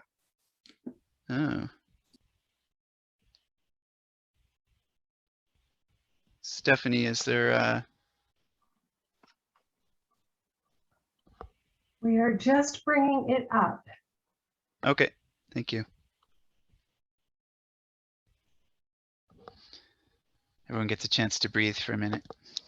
Maybe quickly check back in with the report to scan the full breadth of the ideas. Chad, it should be working for you now. Okay, yeah, I see it now. If you were in there before and it wasn't working, you could maybe refresh and it should work now.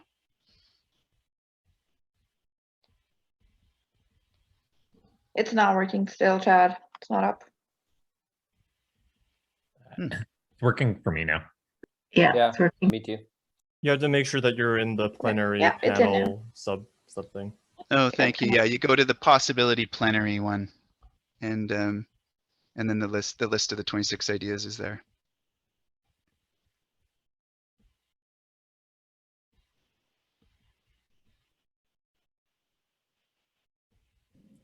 Hey, Chad, this is Deandra. Hey, Deandra. Hey, sorry, I'm new here, I guess. Can you chat a little bit about this Indigenous cultural renaissance? Oh, it's in the report. If you go to the section on truth and reconciliation, it'll describe that a little bit more. I don't think I'll get into describing each one, but there's one idea. Let me just tell you the page number at the bottom of page 10 that talks about investing in the Indigenous cultural renaissance. Page 10. Okay, thanks.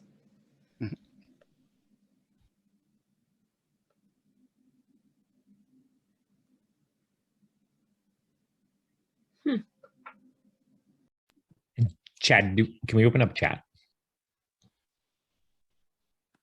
Oh, sure. Yeah, didn't realize it wasn't open. So go ahead. And it looks like seems to be working now. We got 40 responses in there already. Jane, I saw your question. So we're saying up to 10 you can choose.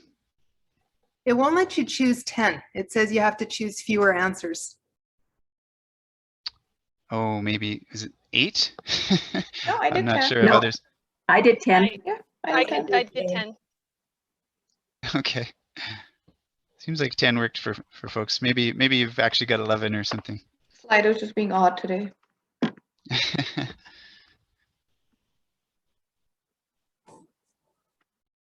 Okay, thanks folks for doing that. And you can see obviously live on the screen the responses that are coming in and the ideas that are favored, which is really just a gauge of this particular group, of course. But we'll also on the next30.ca, there's an online digital tool as well that'll allow people to interact with the ideas, to share their feedback on the ideas and so on. So this exercise can, and also by the way, to post some of your own ideas. So that exercise can continue beyond this particular session. Okay, it sounds like Slido is doing some tricky business there, but for the most part, it seems to be working for people. Thanks, everyone. So we'll just give maybe 1 more minute, and I know Ryan and Chief Littlechild are standing by to have a conversation in just a moment.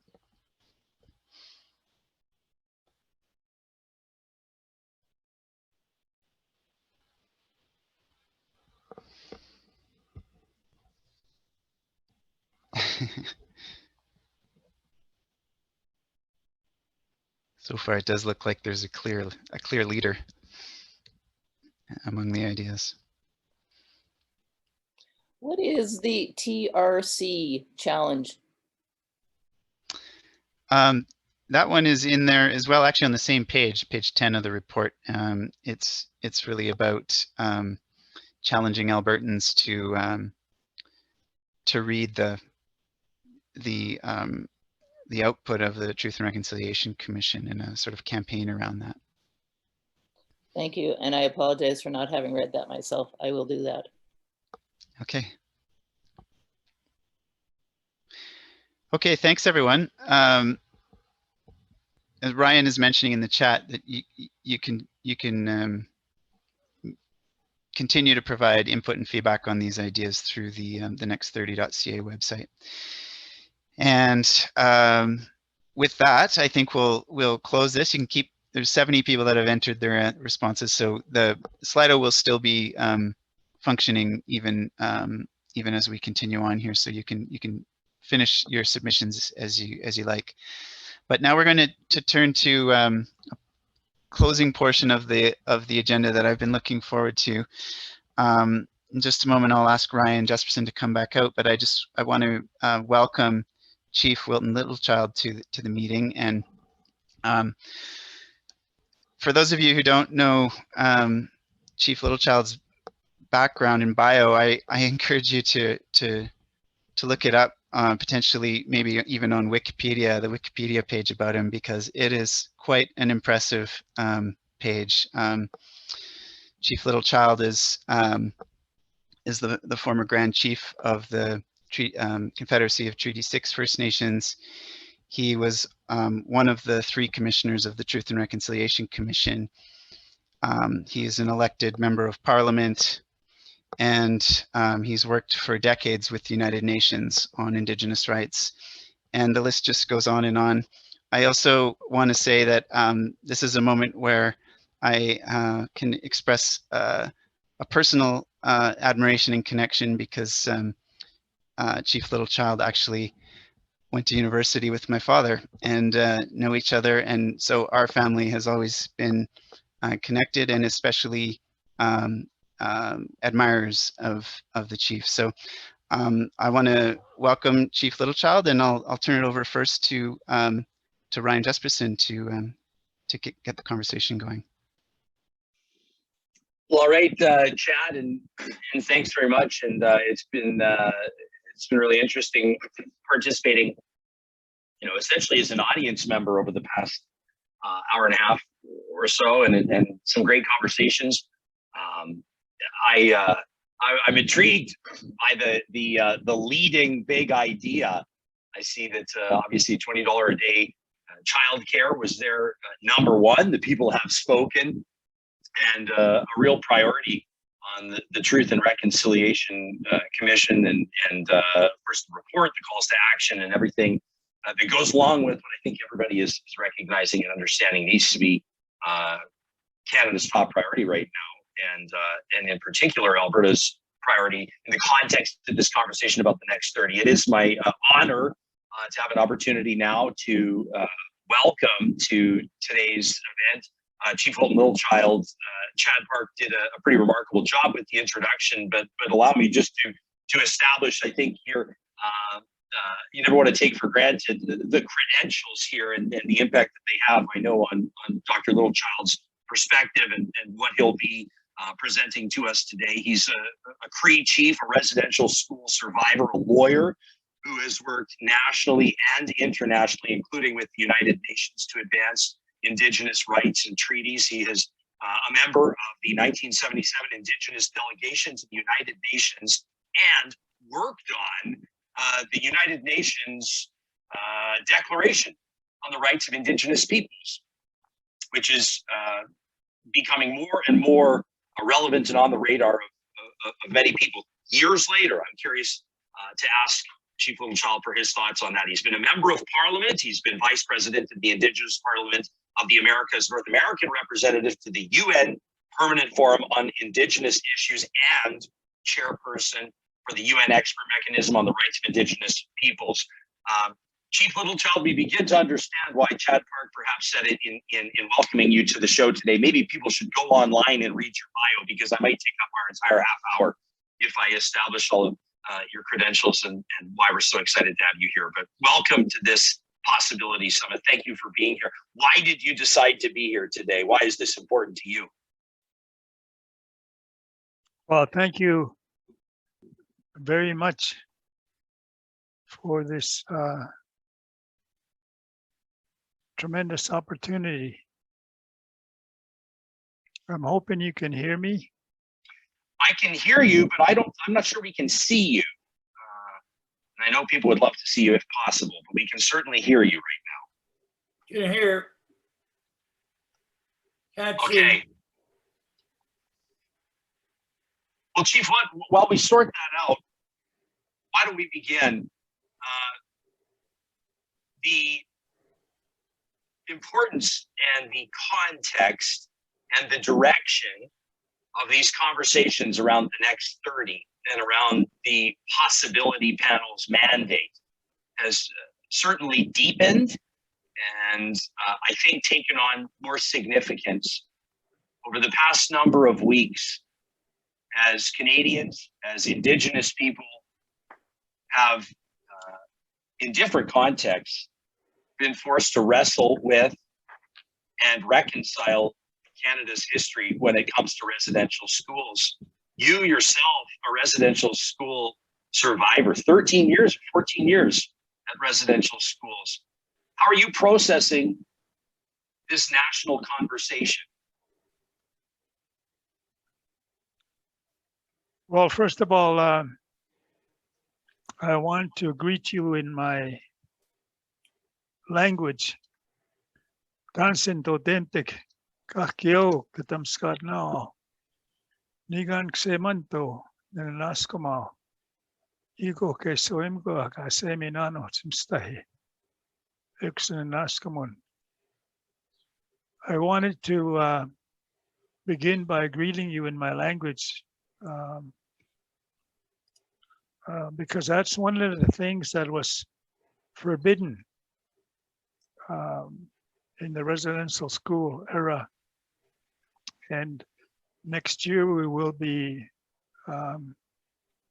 beginning a decade, a United Nations decade on Indigenous languages, because we lose an Indigenous language, one language every 2 weeks somewhere in the world.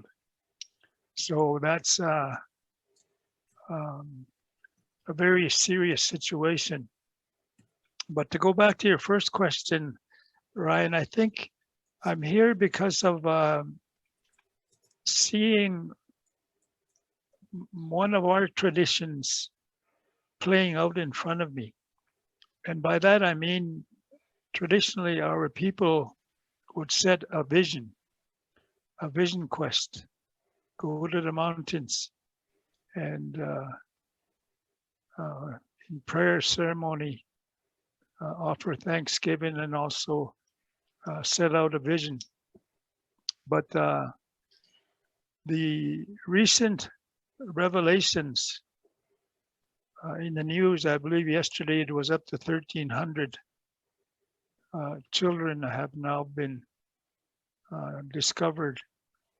I raised this issue at the United Nations in 2006, but nothing was done because at the time I did not have numbers.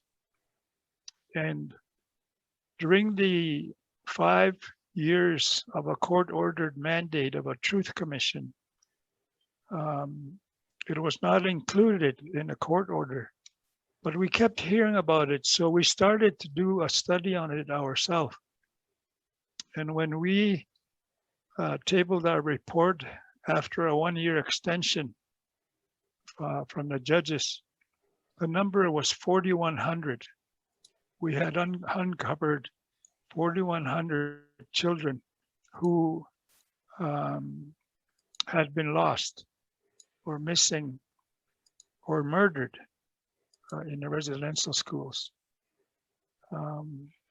We found out the names, how they died, when they died, where they died, and where they were buried. Very important information that parents did not have who had lost these children. And important because of our own traditional law. We have to do certain obligations when we lose a person, especially a child in our communities. So knowing about what was going on in the residential schools, as you said, I spent 14 years of my life in residential school. And one of the things that was taken from you, if I may take a moment just to describe the first day, I was 6 years old and the law said 7. You could be taken from your parents at 7 years of age. And I was brought to the school at 6, not knowing any English, because my grandparents who raised me only spoke Cree. So I only spoke Cree. And in one of our initial reports to test the waters, because a lot of study has been done on Indigenous peoples in this country over the years. I remember doing one myself on justice reform. And I thought, I'm going to ask myself, how many studies have been done on justice reform? And I found there had been 33 studies had been done, over 3,000 recommendations, and yet we were still filling the prisons. 85, 86% of the inmate population was Indigenous. With the women, it was actually higher. So I was concerned that with all of these studies that had been done, for example, the Royal Commission on Aboriginal Peoples, 400 recommendations, 3,000 recommendations in justice, I concluded that what we need is action. So we changed the discussion and the mandate from one of calling on us to make recommendations. Instead, we called for action in 94 areas. And I was very happy that one of those recommendations that people are saying in that term was the murdered and missing Indigenous women and girls. We made that call to action for a public inquiry. And as you know, it's just been concluded with their own calls for justice. So to go back to your initial question, it's very, very important. Old people tell us that you look back to yesterday where you came from. Know where you are today if you're going to know where you're going tomorrow. And I see this exercise in terms of the discussion that's being held in a similar way. But cautionary note, my first experience in an exercise like this was with the Red Cross when I was a young person. And we were asked, what do you think Canada will look like 10, 20 years from now? And as a group of people like yourself, ourselves now, we sat down and mapped out what we thought Canada would look like. And then 25 years later, we were asked to come back and review that vision statement in a way. And we were 85% correct in what we thought Canada would look like in 10, 20 years. So when we ask ourselves, what should Alberta look like in 10 years, 20 years, or 30 years? I heard a comment earlier, we don't have time to wait, but at the same time, we need to have a plan. We need to have a plan in how we're going to go forward. And example, after World War II, Japan was devastated as a country. And fortunately for them, they had a leader rise up one day and said, in a gathering like this, I have a plan. 10 years from now, we're going to be #1 in the world in textiles. And they did it in the 60s. The next thing they did is we're going to be #1 in the world in steel. And they did it. The next decade, they said we're going to be #1 in the world in automobiles. And they missed it. They missed it by 1 year. But they were #1 in the world in that. The next decade, they said we're going to be #1 in the world in information technology. And they did it. And I think to bring it home a little closer, Ryan, you'll agree with me that the Edmonton Oilers, when Glenn Sather was coaching, a good friend of mine, people thought he was absolutely nuts when he said, 5 years from now, we're going to win a Stanley Cup. And they did it. And I took that as a good reality check for me and my community. So I copied him. And I called our team together and I said, after an embarrassing result in a World Championship tournament in Toronto, I said, 5 years from now, we're going to win a World Championship. And the 4th year, Sweden beat us and we got silver. The 5th year, we beat Finland and won a gold medal. So it's important that we be patient as well as impatient in a way in trying to design where should Alberta be #1 in the world 10 years from now. Will it be energy and climate? Will it be the list you just went through? Which one of those will it be? For me, I think the focus needs to be on the hard truths of reconciliation.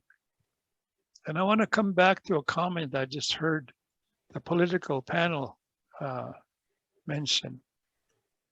But the revelations we had recently really hit me hard because, as I said, I raised this issue at the United Nations years ago. But when we did our study, we found 4,100 children had gone missing or were murdered or never seen again from the residential schools. And I failed in a way because when the court ordered us, by the way, it's the most unique Truth and Reconciliation Commission in the world because it's the first and only one that was court ordered because there were 13,000 lawsuits in Canada for abuse of children. And the judges in their wisdom got together and said, can we settle this out of court? And the survivors in their wisdom said, yes, we will, but on 4 conditions, one of which was to establish a truth commission. Because this part of Canadian history has been called the darkest, saddest, most unknown chapter in Canadian history. When a poll was done across Canada at the beginning of our work, 5% of Canadian public answered that they did saw they were aware of something about residential schools. When we finished after the 5 years and going on to 6 years because we were extended, the number was 59%. So in that period of time, we raised awareness of what went on in the residential school. What happens to a child when you take them away from their parents when they're 4, 5, 6 years old? What happens to the parents from whom the children were taken? Many of them said, I couldn't take the pain of losing my child, and yet it was done legally, a legislated form of assimilation. They went to alcohol, they went to drugs, some went to both. And a young woman asked us at one meeting, what about us who didn't go to school, but our parents or our brothers and sisters did? And the notion of intergenerational trauma was introduced. So I'm very happy that you're sitting here visioning, where do we want Alberta to be 10, 20, 30 years from now? What is going to be required of students in terms of an educational background 10 years from now, so that Alberta will be #1 in the world in education or health? I think we need to dream big in that way when we set targets like this. So this is a very, very important visioning, I will say, as we did in our culture. And I've heard it called almost the art of the possibility, the art of the possible. And that's what we're collectively discussing here. Sorry for such a long answer, right? But Ryan, I'm sorry, but there's examples of leadership elsewhere where they have proven you can actually make your dream a reality in 10 years, in 20 years.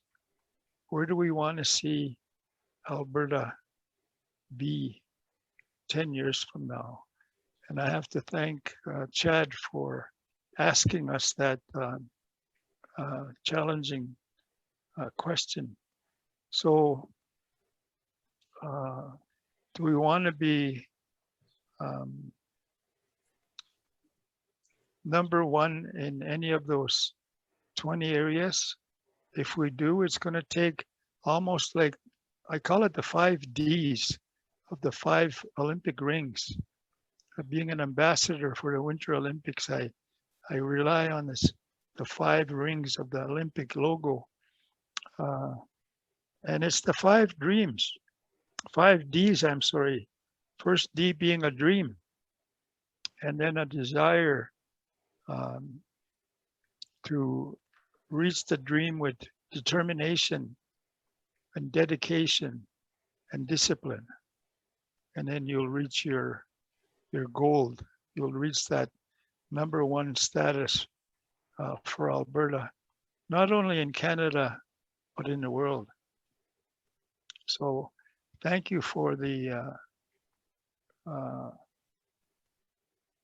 looking back to where we came from so that we know where we're going to go tomorrow. Chief, let me first say that, you know, I'm able to have a gallery view here of many of the participants on this call, and people are quite literally on the edge of their seats, just partaking in this perspective and I'll say in this wisdom. Your reference to Glenn Sather, your friend, and the Edmonton Oilers dynasty, I did not include in your lengthy introduction the fact that you've been inducted into 7 sports halls of fame, and those that know anything about hockey, and in particular university sport, and in particular great Canadian coaches and mentors will be very interested to know that you also have a very direct and interesting connection to Claire Drake.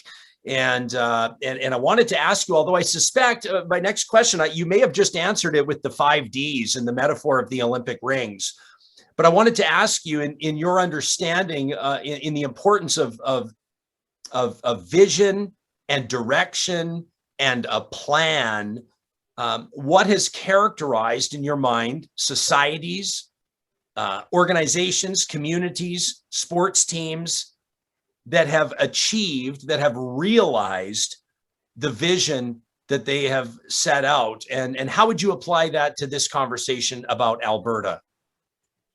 Well, first of all, I think I need to pay tribute to our late coach, Claire Drake, because the saying that I'm about to share with you also applies here.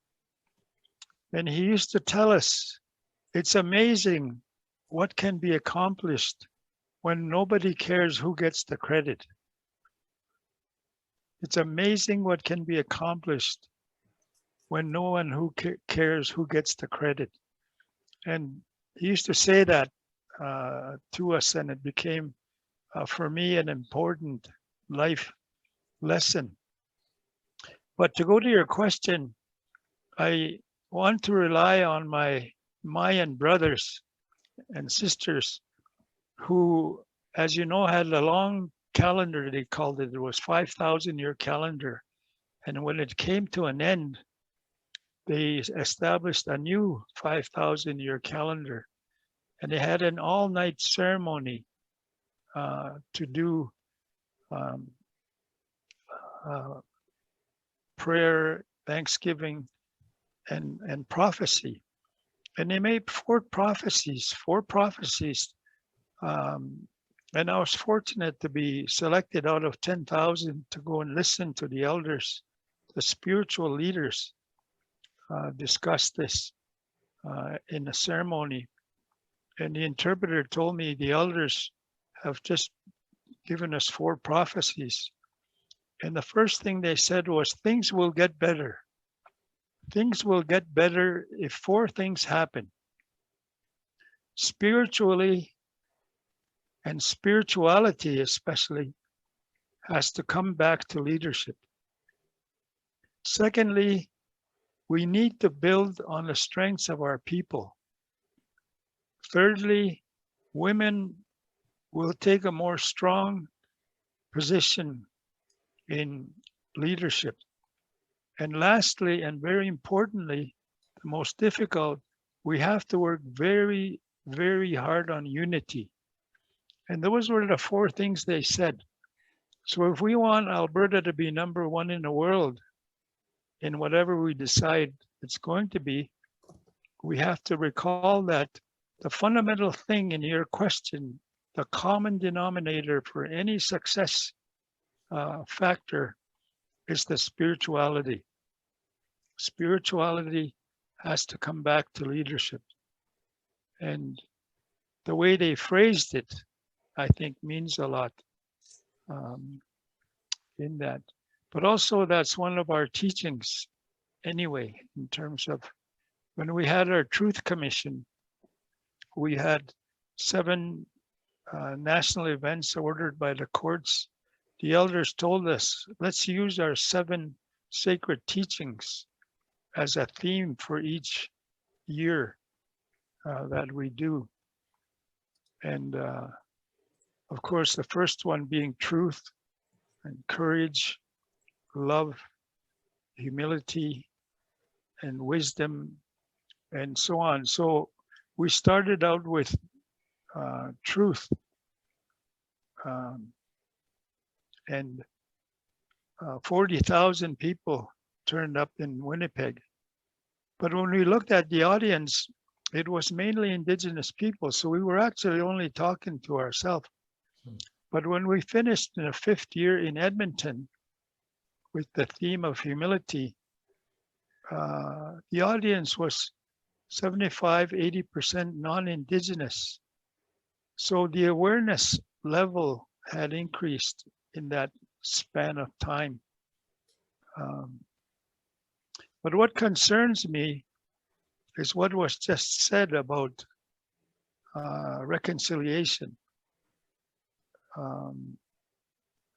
First of all, when we concluded our 6.5-year journey, the longest and most in-depth consultation in Canadian history, we called to action Canada to adopt through all governments the United Nations Declaration on the Rights of Indigenous Peoples as the framework for reconciliation. And for me, it took 43 years. It was in August of 1977 when I began that journey at the United Nations to have a United Nations Declaration on Rights of Indigenous Peoples.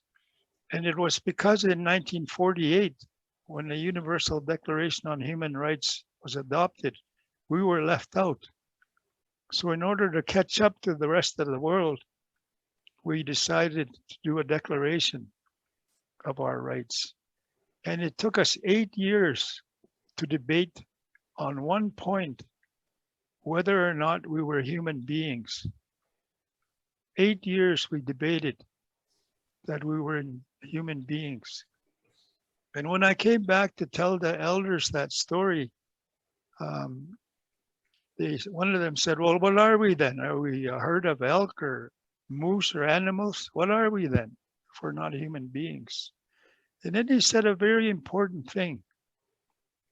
I know why they don't want to recognize us as human beings, because if they do, they're going to have to recognize and admit that we have human rights.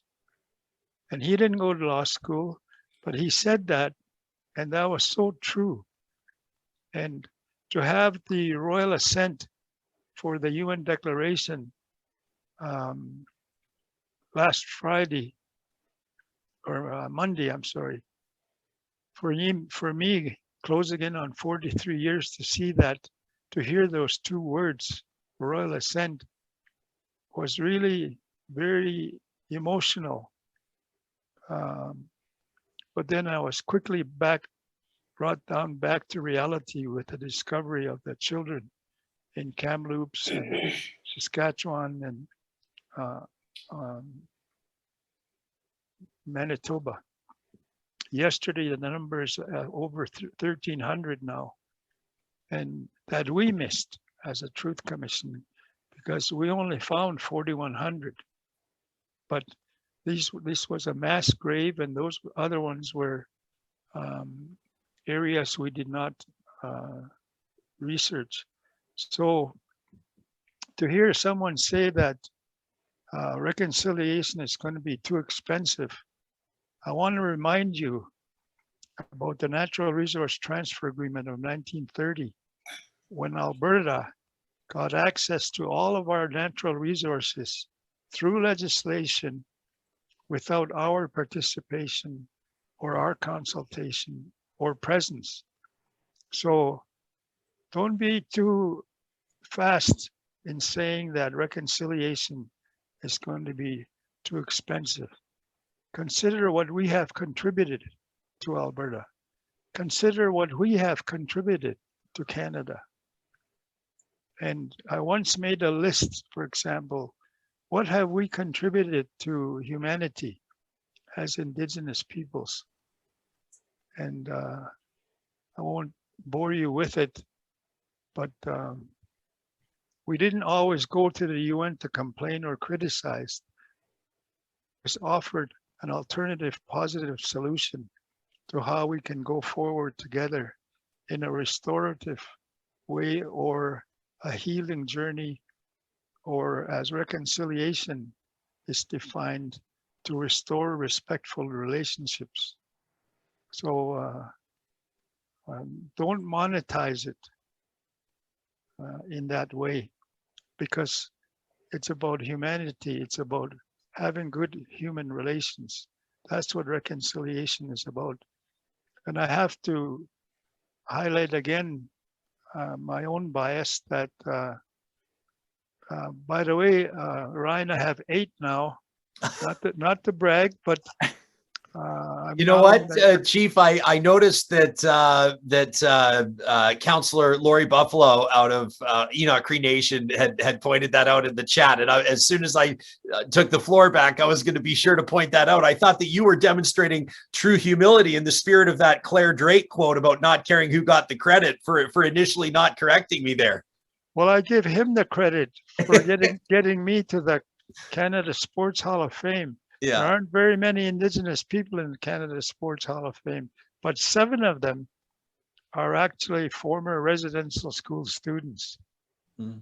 So I think that's a tribute to the resilience of those individuals who went through that punishment and pain of having to be separated from your parents or your brothers and sisters for 5, 10, for me, 14 years. So, yeah, that's what was my savior. I say many times, what got you through was 14 years of residential school, and it was sports. It was sports.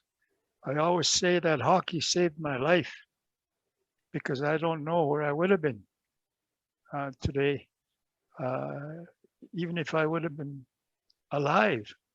And yesterday we buried one of our former chiefs, former residential school survivors. So it's a very painful time for us with these new discoveries. But at the same time, my own grandfather, who was a chief, had to bury 33 members in one day during an epidemic while he was a chief. So we're kind of reliving that, but with the objective in mind that we will come out of it stronger, just as we will with COVID, post-COVID strategy will ensure that we come out of it stronger. But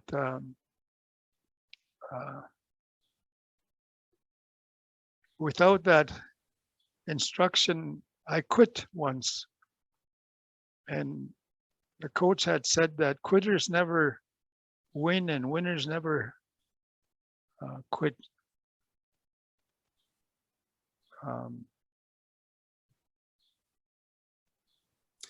Did I say that right? Yeah, you nailed it. You did. And we can't quit on us. We can't quit on Alberta. I think what you're doing through your leadership, Ryan and Chad and others who've worked on this, 10 years from now, we will look back and we will say, do you remember that Saturday morning that we got together virtually? That was the turning point for Alberta, when we're going to be able to say we're #1 in the world in whatever it is we choose to be. And hopefully one of those will be having good relations, having restored respectful relationships, having healed the harm that was done to children that have died in these schools, and those that have survived and still are in deep pain today. So again, I can't commend you enough for the importance of what you're doing this morning. Chief, I'll tell you, I'm never going to forget this conversation, and I know that many people feel the same. There had been some correspondence between us by way of event organizers before this, and I know that you and I had both agreed to approach this in candid fashion, and to see where the conversation took us. This, in my mind, was an absolute privilege. And I'm so grateful that you agreed to share your perspective and your experience with us. Before I go any further, I do owe Councillor Buffalo an apology. She's a councillor from Samson Cree Nation, not Enoch Cree Nation. I was talking to her about Chief Billy Moran from Enoch Cree Nation, but I digress. I'm sure grateful for her perspective. Chief, thank you for your participation today. And on behalf of everybody gathered here, everybody invested in, concerned about, and inspired by the future and the potential and the possibility of Alberta. Thank you for being here today. Well, thank you. And I'll leave you with one question. Why did Alberta vote against us? And why did Canada vote against us when the UN Declaration was being adopted? And Alberta recently not only rejected, but had a campaign against Bill C-15, which was on the UN Declaration, which is a call on us to work together. Why did they vote against that?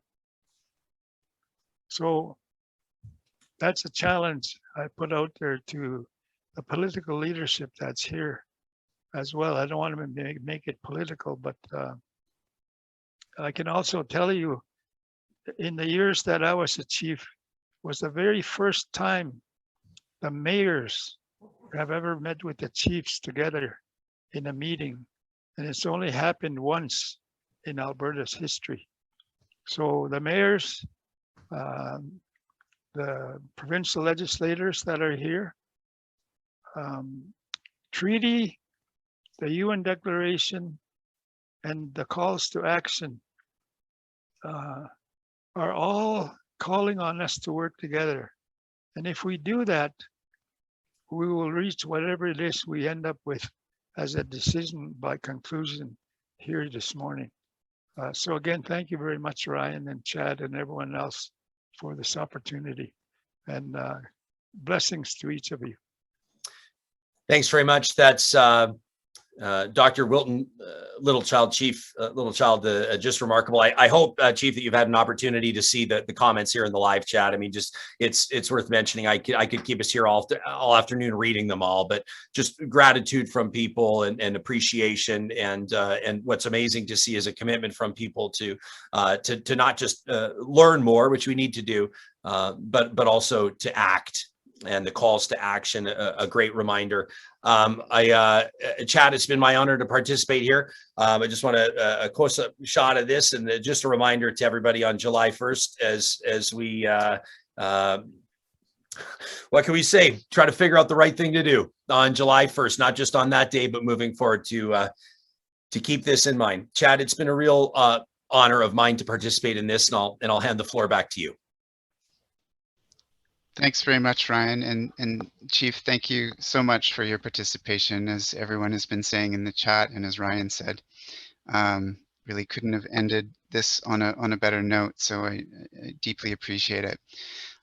We've just got one slide to show you about next steps, folks. I know we're over time, and I just thank you everyone for participating for the whole morning, including right here till 12:11. We encourage you to share the report, to engage on the digital platform online. We just want to flag for you that, well, first of all, there will be an evaluation survey that goes to all the participants. So really appreciate if you can fill that out. And we are, the next 30, it will be kind of taking stock of having completed the possibility panel process. And we'll be taking stock of how this all went and where we would like to go next with these kind of engagements. But one thing we know is we'd like to try doing so on a local and community level. It was always our intention to do that. So we just invite you to stay tuned for some more information on future sessions that we'll do under the banner called Next 30 Local. And just to give one sample of what that might look like, I'm going to invite Councillor Jean Barclay from Innisfail, because Innisfail is actually, the town of Innisfail is the first place we're going to do a Next 30 Local session. And Jean, you were just going to maybe speak to what it might mean for your community. Yeah, well, thanks very much, Chad, and thank you, Chief Littlechild. Very moving and inspirational, and to all the Next 30 panels, the sessions I've been involved in since the start. This has been such a wonderful opportunity to come together and have dialogue and honest conversations in a respectful and nonpartisan environment. And I'm really excited that Next 30 is going to be coming to Innisfail the latter part of September. To bring this opportunity into our communities where we can speak about, the need to move forward and look into the future and diversify our economy. And we've just implemented an economic development task force in our community, and it's really around not only economic issues but social as well, because we know all parts of the community have to work together in order to be a healthy community. So looking forward to that. And again, thank you for another wonderful day today. And we have our first ever Pride event in Innisfail this afternoon, so I'm going to take off there shortly, but thanks again, Chad, and we'll chat soon. Okay, thank you, Councillor Barclay. Thanks, Jean. Thanks to everyone for participating, and we'll let you get out to your warm summer day now. Again, take care, everyone. Thank you.